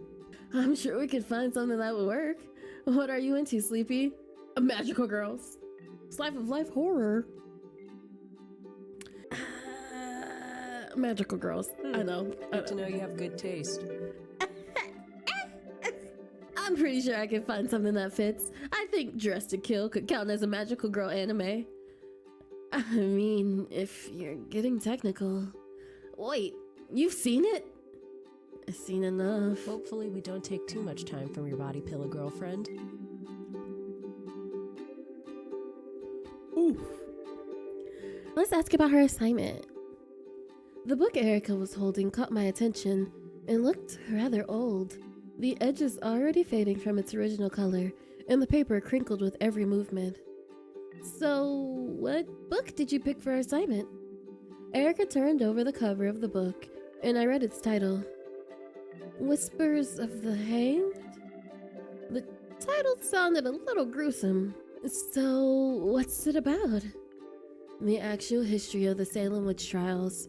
It goes through all the grim details of what women of that time went through. The excruciating executions. Most were hangings, but there is a case that involved being slowly crushed by heavy stones. Think like a medieval hydraulic press, and we haven't even covered the awful conditions of those kept in jail. Literally waiting for months without a trial, many of them being tortured during it. If I'm starting to ramble, you're free to tell me to stop. No, you're fine. That's rather interesting. Come to think of it, Salem is not that far from here, right? Erica nodded at me. She looked beaming with enthusiasm that I engaged with her in this conversation. Yes, back in the day, DOOMSBURY used to be a safe haven for those who were accused of witchcraft. That's cool. Erica smiled at me, her eyes shifting back to the book cover. So, let's agree. We like Mecca. Let's lie. Sweet, I got a few in mind. Just tell me what you're looking for and I can find the perfect one. Aren't they usually toy tie-ins? Don't a good chunk of magical girls have those too? Okay, Cube, looking at you. Okay, you're not wrong there. Even if they are, doesn't mean it isn't good. Hopefully we don't take too much time from your body pillow girlfriend. I can't, every time I hear that line, I just, woo! She came for his throat. Okay, slice of life. Have y'all seen Sign of Affection? Because if you haven't, you should. That's what me and Espoir is watching currently. See Sign of Affection. Go watch Sign of Affection. Go watch Sign of Affection. I didn't even think of that. I guess it could work pretty well for white noise. Most of them are pretty chill and have low stakes. Horror! I'm not sure about that, Sleepy. Stu leaned in close to me, lowering his voice. You know how I am with horror. Oh no, he's a baby. I looked over to Erica for her response. She simply shrugged. I don't mind it, but it's gonna be more of a distraction than anything. Stu let out a chilling response, his body squirming at the That got a snort out of me. Erica didn't have to read him to filth like that, but it was funny. You have no idea, Erica. I'm joking, again. She let out a proud, almost smug smile, leaving Stu dumbfounded. I figured you were. I thought you even had someone following us just to mess with me more. What?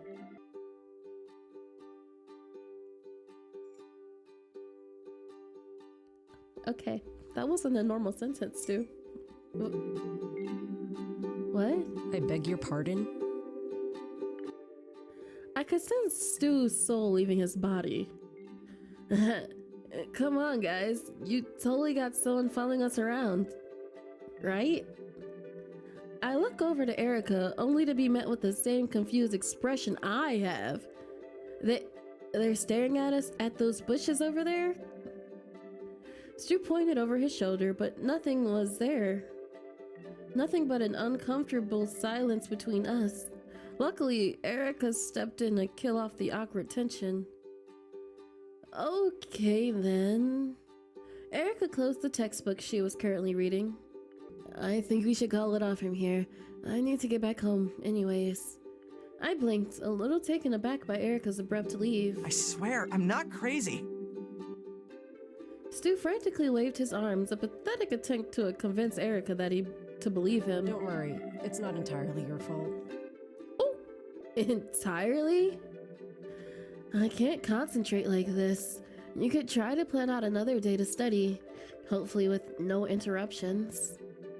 There was a beat of silence as Erica gave Stu a side eye. Without a moment to lose, Erica packed everything, but let us keep the snacks she brought. See you around, Sleepy. I gave her an awkward wave, which she returned, but then she eyed Stu. There was a beat of silence. I couldn't tell what she was thinking. It was nice knowing you, Stu. She didn't sound peachy, but not angry either. Just her usual tone. That had to be a good sign, right? Just like that, she left. Once she was out of sight, I slowly turned to Stu. I gave him a look. I'm not sure whether to be upset or be left dumbfounded like he was. I groaned. This could have gone better. Sleepy, hey, It's fine, Stu. I said, like a liar, waving him off. If I interrupt something you could have, it's okay. He quieted down, noticing my disappointed tone. Was I being a little too harsh on him? I guess I can't really blame him for wanting to hang out, but things change. Or at least, I'm trying to change things.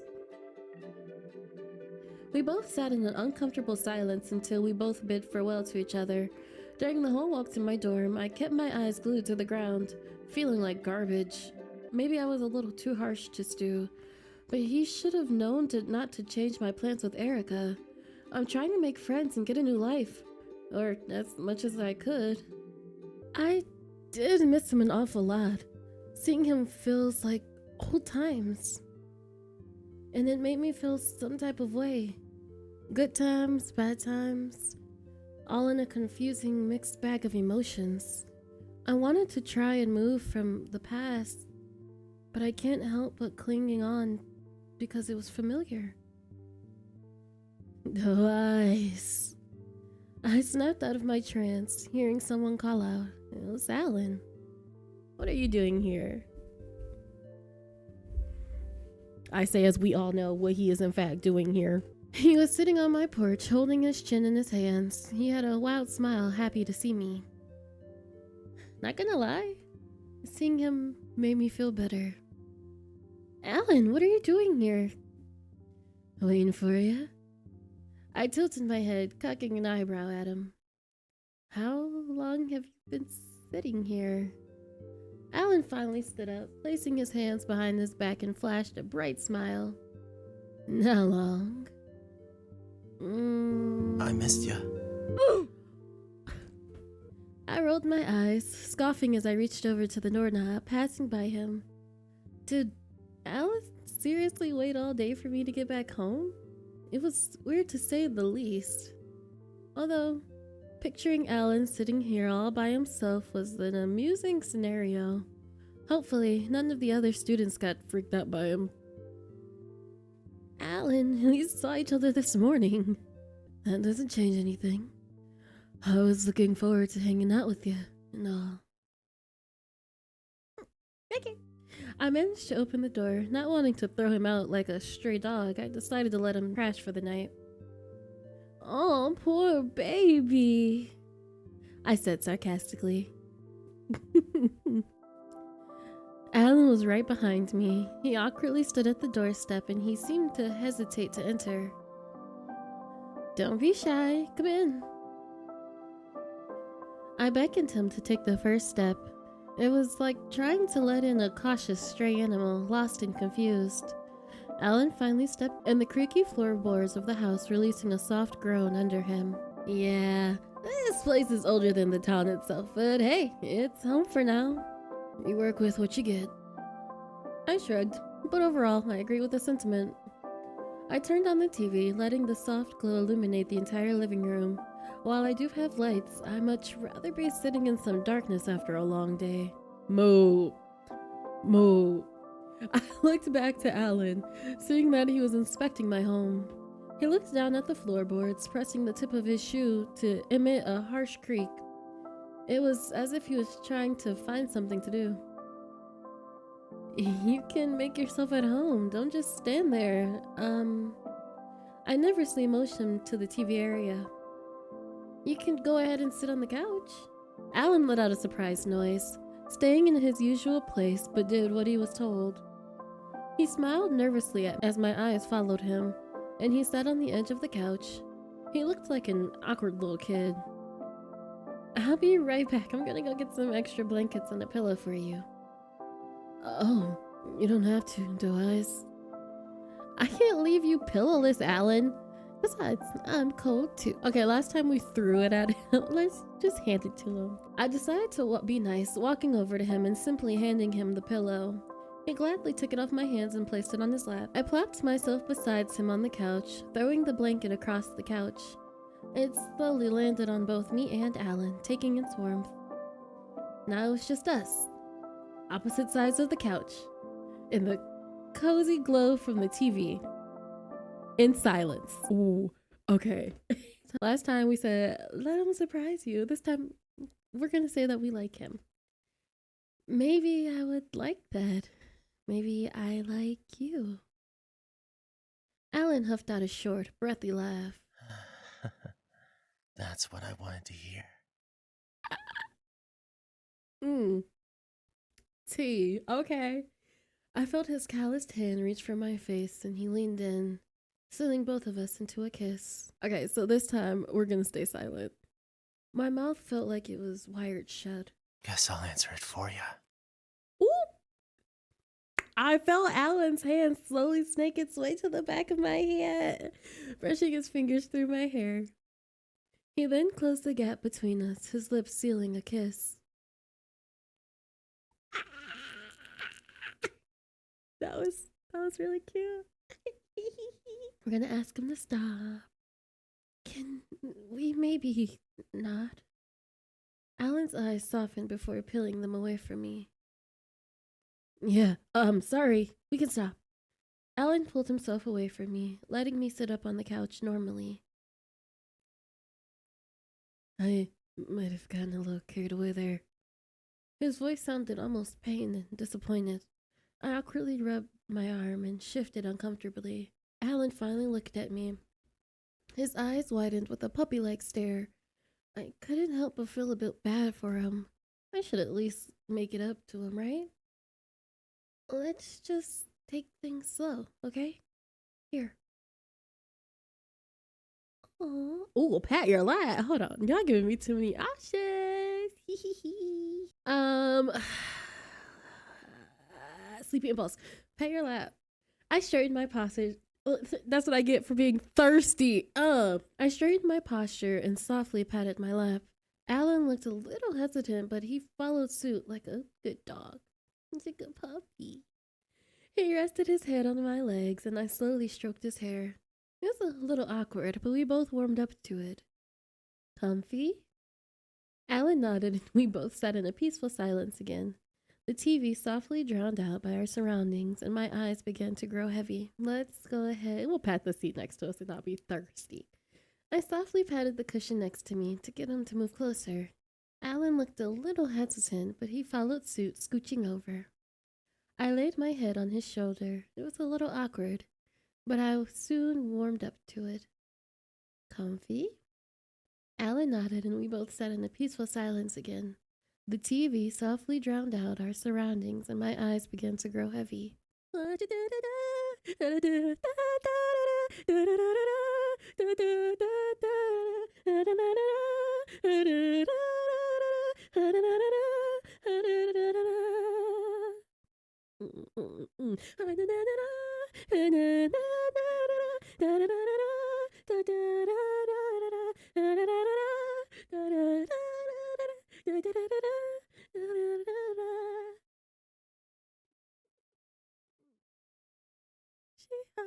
She hot potatoes.